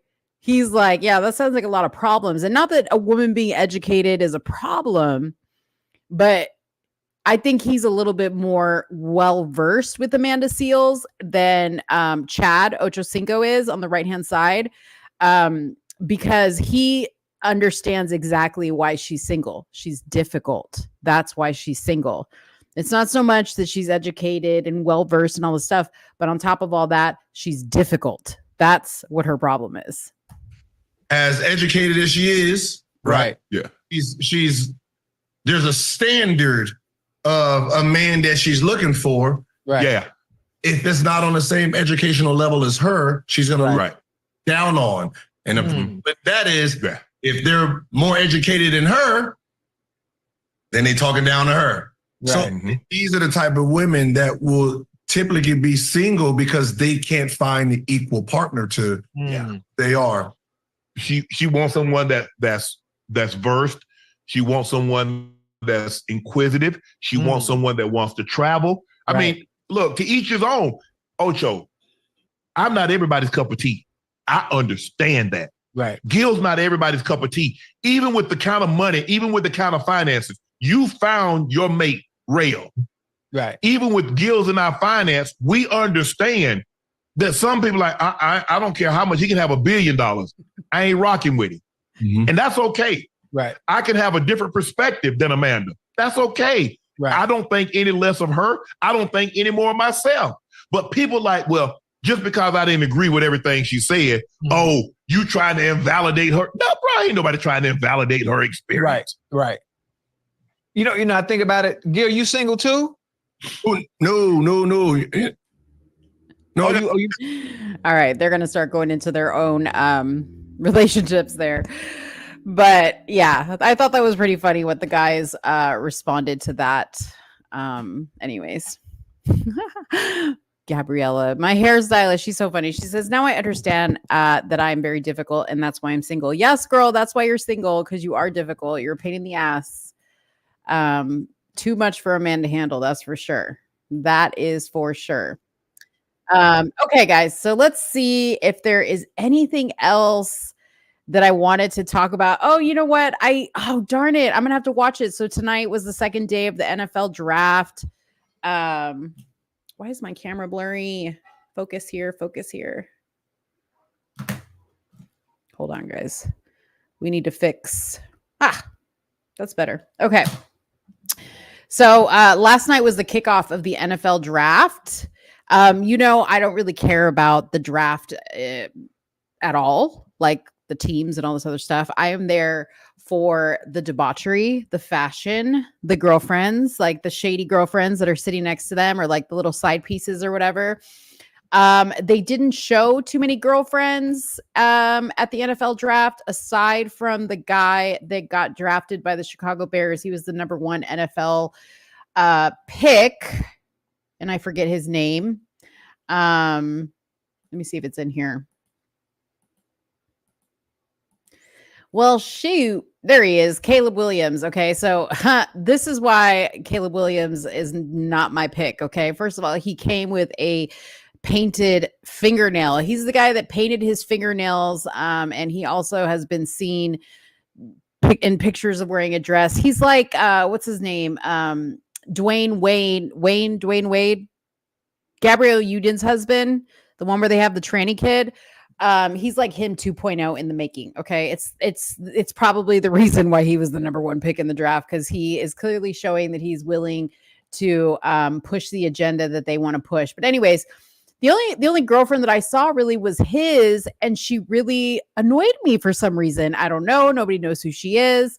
But to me, she was like Brittany Mahomes 2.0, He's Dwayne Wade 2.0. She's Brittany Mahomes 2.0. She showed up like in this like silver sequence dress, and I was just like, it's his moment, not yours. Like, what are you doing? Like, why do these women come dressed like they're going to like homecoming or like prom or something like that? Like, this is like your man's moment. Like, just like lay back and just support and be there for them, and just, but a lot of these chicks are trying to be seen. But one of the reasons why I love the NFL draft and why I kind of wanted to highlight it for a second was because, we did talk about the women's NBA draft and the debauchery of all the outfits there. The ladies just didn't do it for me. I love the NFL draft because I love the fashion that the guys be bringing. Okay. Now I'm going to talk purely on the outfits because, truth be told, I kind of feel like they were all the Shador Sanders look, of like the glasses and the twisties.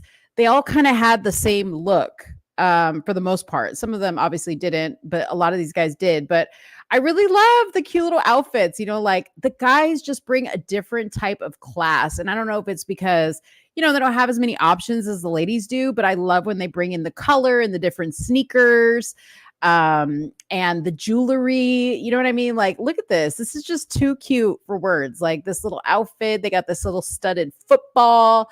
This is Lautu. I don't know. Here's Marvin Harrison from the Arizona Cardinals. I don't know where he got drafted to. I'm sorry, he got drafted to the Arizona Cardinals. I don't remember what college he came from. But he was super cute. I believe he is the one that on the inside of his jacket, y'all, he had a picture. Let me see if I can pull it up.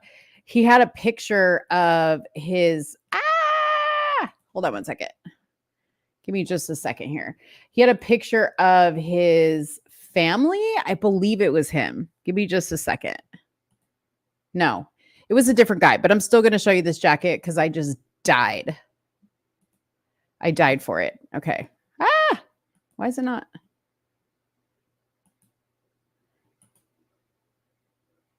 Okay. Hold on. There we go. Look how cute. Look how cute this is. So inside of his jacket, he had all of his family memories inside the jacket. And I thought that was so, so sweet. So yeah, I just wanted to highlight that. I'm going to be watching the replay of the draft tonight. My hubby watches the draft. I really thought one of the dudes would walk out on the stage in a dress. You know what's so funny about that is like, we thought the same thing. I was like, man, next year, that'll probably be the case, is somebody will walk out there in a dress. And I really do hope they don't. I really do hope they don't. All right. So that was Marvin Harrison. Oh, this was another one of my favorites because there's nothing more that I like than a dark-skinned brother in a pastel color suit. I think men with dark skin look really good in these colors, and I really loved this suit. I wish we could get an up close of the detail, but this is Terrion Arnold, and he went to the Detroit Lions. So yeah, that was really cute. And he like really like spoke to the crowd and like hyped them up. And it was like, I really enjoyed the moment because he grabbed like the commentator's microphone and he was just like, yeah. Did y'all see how Roger Goodell was just getting booed like every time he came out? It was like, woo, man, football fans are like savage. All right, this is Jaden Daniels. He went to the Washington Commanders. Love his shoes, love his suit, again with the pastels and the silver diamonds. I mean, again, the guys just bring a certain level of fashion that the ladies don't. Okay, this guy was my favorite, JC Latham. He went to the Tennessee Titans, and I'm going to tell you why he was my favorite. I believe this is a Van Cleef and Arpels necklace, diamond necklace. Shannon Sharp actually had a Van Cleef necklace on. Van Cleef is like, I can spot a Van Cleef from a mile away, and I love Van Cleef. But so he has on, I believe these are Van Cleef and Arpels diamonds. He's got the grill, he's got the suit, he's got the shoes, but shout out to the suit because ladies, this guy's body is so big that this suit was barely hanging on for life. Like his arms are so big. Like you could see like the pleats right here. Like I know most of these guys have to have their suits custom made, but this was about as big, I think, as they could go. So shout out to this guy. And he is, I think, like 6'4", 6'5". He is a super, super tall guy. The lady that interviewed him was just like, so how excited are you to be drafted by the Tennessee Titans? She's like holding the thing up this high. It was hilarious, but I really liked him. He was sweet, but I like a big teddy bear guy. And then, this guy right here, the nail painter. I don't know. Girl, that's a woman's necklace. I'm sure it is, but you know what I mean? Like diamonds are diamonds. Okay. Diamonds are diamonds. His suit was cool. Like it's cool, but like I was just turned off by the fact that he had on clear nail polish and then silver nail polish. Like I just wasn't here for it. This is Malik Neighbors. He went to the New York Giants. I love that he's got his chain with his nickname Leak on it. He's got a little handkerchief here that looks to be something like a pictures of something. But again, soup is dope. It's clean. I love when they pair it with a nice pair of shades, and then it looks oh so cute with their hats. This is Darius Robinson. He went to the Arizona Cardinals. He came with a pop of color. He came with like a rainbow suit. I love it. Had a great set of teeth on him. Okay, Darius, shout out to your dentist. Hate the sneakers with the green outfit. Let's see. Let's go back to it. The very first one. Oh, you didn't like that he wore, those are Converse? Yeah, I can kind of see that. It's funny because the outfit looks a little bit more green in this picture than it is right here. So I don't know if it was like this green of an outfit, and if it was like this, more like this in person, I wouldn't hate the shoes so much, but who knows? Maybe these shoes had some type of sentimental value to him. Okay, so this I wanted to bring up. So this is something on Right Wing page, and I'm going to play this in a second, but this is crazy. So police arrested a Baltimore high school athletic director Thursday after they said they discovered he allegedly used artificial intelligence to create a phony audio recording of the school principal that went viral and cost the school leader his job temporarily and his safety.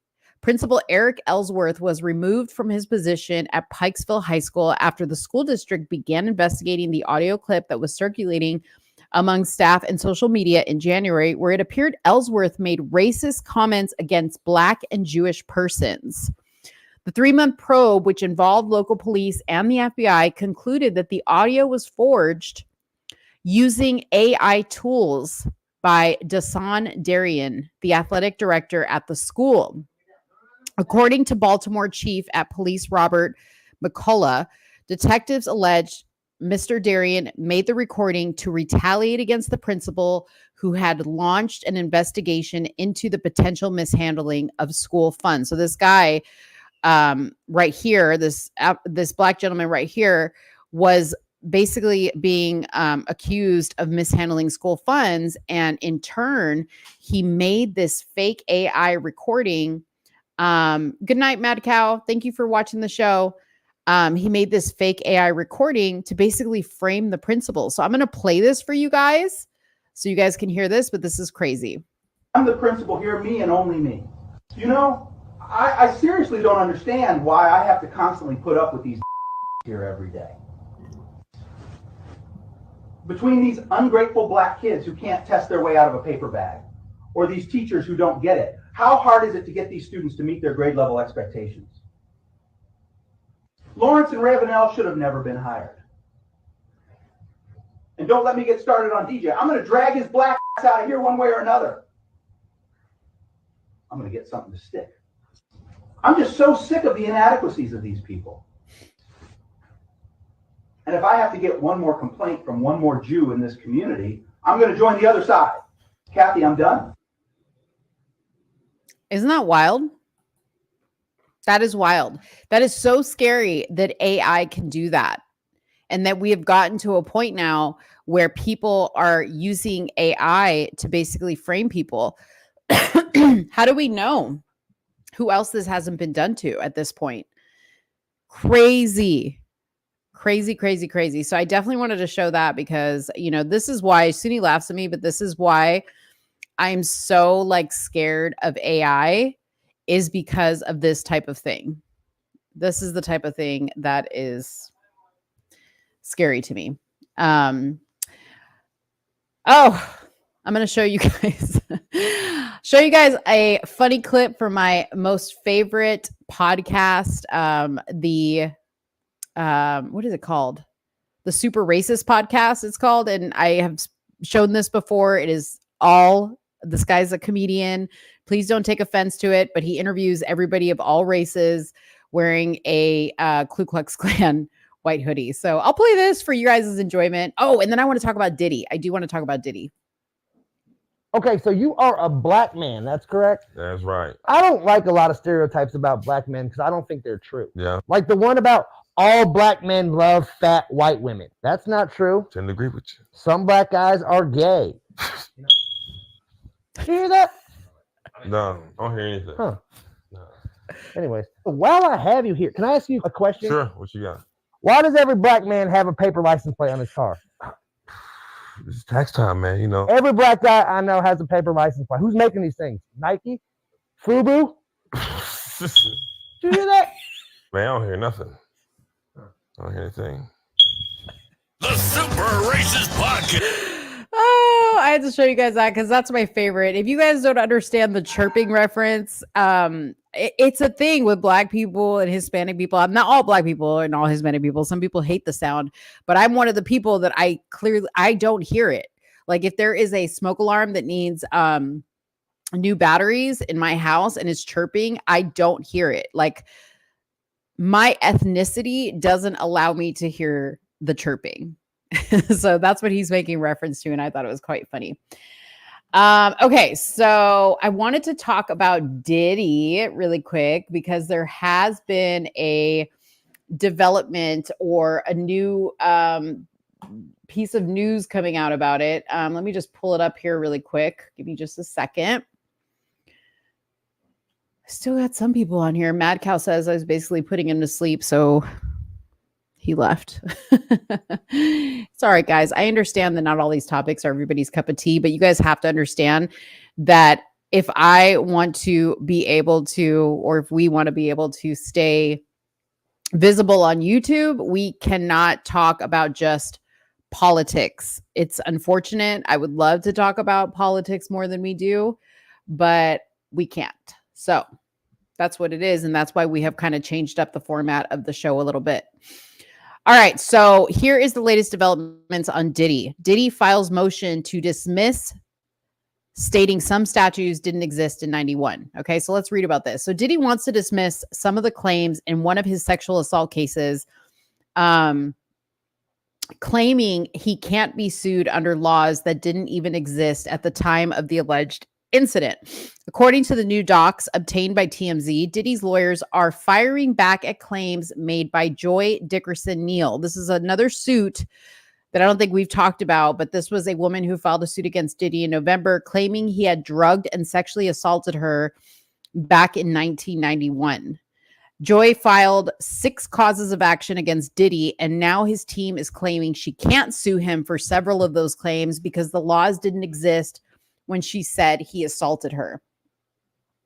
For example, Dickerson Neal's suing Diddy under the New York Services for Victim of Human Trafficking law, which Diddy's lawyers note wasn't in effect until 2007, about 16 years after the incident took place.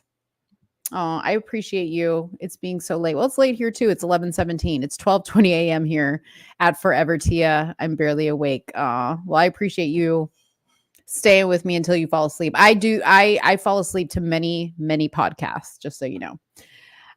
Okay, so Diddy also is contesting her claims under the New York State revenge porn law, codifying in 2019 the New York City Victims of Gender Motivated Violence Protection Law passed in 2000 and the 2016 revenge porn law. Basically, Diddy's lawyers are calling for claims under these laws to be dismissed with prejudice, though, of course, they're also maintaining their client didn't commit the alleged acts at all, including the sexual assault she claims to have endured at his hands. Worth noting, the lawyers aren't making the same argument against the first 2 counts, common law claims for assault and battery and intentional inflictions of emotional distress that don't rely on specific statutes, because the arguments about the timing of certain statutes being passed don't apply to those claims, which are at the heart of her case. So it seems like Diddy is fighting quite a few of these suits. Cheryl, I'm not sure if anything has happened to him yet for lying. I believe that I'm sure there has been some type of, and you're talking about the guy that did use the AI voice. I'm sure now that they found out that he was using AI, there is definitely going to be consequences, but I'll look into it and follow back up. They say that Joy can't sue Bad Boy Records or Bad Boy Entertainment like she's trying, because those two didn't exist yet either. So anyways, that's what's going on there in Diddy world. He's trying to get rid of as many lawsuits as he can. Gabriella says you should do a show about the Michael Jackson being innocent. So I did do a live about that after one of our shows. Either it was a Tuesday or Friday show last week or a week before, but I am still in the process of watching the court case that is 12 years old, involving Conrad Murray, the doctor that was accused of overdosing Michael Jackson on propofol. And I'll be honest with you guys, I had to take a couple days break from it. I'm back on it now, but I had to take a couple days break from it because it was so sad to listen to the testimony from the medical experts and the people that either did the autopsy on Michael Jackson, and then they brought in all the medical experts on the specific parts of the body that were affected by this medication, the heart and whatnot. It is so sad to hear these doctors say that the way that Dr. Murray recounts the incidents of that night and to include leaving him alone for any amount of time after administering propofol is absolutely inexcusable as a medical professional. And it got to the point where I was talking to, I've been talking to people and kind of telling them about it. And it just makes me so sad. It brings tears to my eyes, because the fact that we did this man like this is inexcusable. And I say that, and people may say, oh, you're getting, whatever, what about this? What about that? Keep in mind that he was never found guilty of anything. We were just told that Michael Jackson was a monster, and a lot of people, I never believed it. A lot of people believed it. But in listening to this trial and people giving testimony about him and watching other things, it is clear to me that Michael Jackson was killed. It is intentionally killed. I will say that. I'm not even going to say it's my opinion. No, Michael Jackson was intentionally killed. Now, the reason why he was intentionally killed, I'm not 100% on. But I definitely think it has to do with his music catalog, much like Prince, much like Whitney. And that brings me to more sadness, because then I think about the connections that Prince and Whitney and Tupac and Biggie had to this gentleman that was running Michael Jackson's head of security, Fahim Muhammad. That even infuriates me even more. And, again, we're talking about Diddy. Fahim Muhammad was listed in the Diddy documents for his trial. That if Diddy, the guy that, I forget the guy that brought the big suit that's against him now. I can't remember his name off the top of my head, but he said in those documents, if anybody was ever in any trouble, Diddy had instructed his team to reach out to Fahim Muhammad, his head of security, which coincidentally, he got the job as Diddy's head of security after Michael Jackson died. Okay. And he was there the night Michael Jackson died. How weird is that? That this guy, Fahim Muhammad, was to be called because he could take care of anything. He had connections in the LAPD and the Miami PD. So it's just so sad and just disgusting, because we have lost a great performer and musician, and I believe a humanitarian, a true humanitarian, a true person that really cared about people and kids and the environment, and didn't just do it to be relevant. Like, it's something that he really cared about. And it's just sad. It's just sad. So I had to take a couple days break from that. But I'm back on it. Have I watched Jaguar Wright's interview? Oh yeah, I have watched Jaguar Wright's. I have watched all of Jaguar Wright's interviews. And yeah, I mean, like, a lot of what she says seems very valid to me, but then at the same time, because I've been following Jaguar Wright for so long, and I don't just watch her when she's talking about celebrities, she's a little nuts too. So I don't know. I have no idea. What is this? Why are you saying Suni? Suni's not here. I need your help. Don't say no, please. But Suni's not here. I'm not Suni. I'm Mo. But you can ask me. What is it? I've never seen you here before.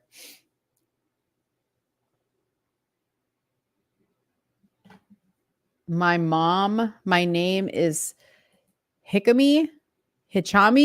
Okay. Get to the point. We're all waiting. Anyways, while Hikami says what he's gonna say, there was this other article that I saw that was talking about Heavy D and Diddy's involvement. Anyway, you so pretty, first time. Thank you. Can you send me super chat in my channel? My mother, please. What? Okay, I have no idea what you're talking about. Can you send me super chat in my channel? No. But you can send me a super chat. Heavy D, aka Dwayne Wright. Y'all remember Heavy D from the 90s, rapper? So he died November 8th of 2011 at age 44, and he died of a blood clot, deep vein thrombosis, blah, blah, blah, blah, blah. But what's funny about him is, I guess they're tying a correlation between his medical examiner and I'm not Sunni. Like, why are you calling me Sunni? I'm not Sunni. Anyways, they're tying a correlation between Kim Porter, who is Diddy's ex-wife, who also died of pneumonia, to Heavy D also dying of pneumonia, but the same medical examiner declared his cause of death as well. And they're both tied to Diddy. So, man, I joked online about like doing one of those like criminal like detective boards, like where you have like somebody's picture in the middle and then like these yarns going out to like specific individuals. I was like, at some point, this wall that's in front of me, you guys can't see it, but I can see it. I have like a big wall in front of me because I'm in a room. I'm just going to like start doing that so I can like have it in front of me and like make sense. But like, would that be crazy? I don't know. Would that be crazy?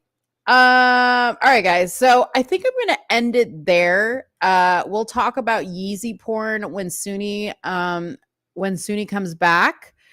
And, that will be on Tuesday. We'll be back together on Tuesday. So thank you guys so much for those of you guys that were with me tonight and watched the show. I really, really appreciate you guys watching and sticking through with me. And yeah, you guys have an amazing weekend. I am trying to find our outro. Oh, here we go. Anyways, you guys have an amazing weekend. Thank you so much for watching. Please make sure to drop a comment below. Let me know how you like the show, the topics, and yeah, we'll see you guys on Tuesday with me and Suni. She'll be back on Tuesday for you that are looking for Suni and not for me. All right, bye guys. Thank you for watching. Bye-bye. So when you're done getting high, it's over when the party's over. Where you going when the party's over?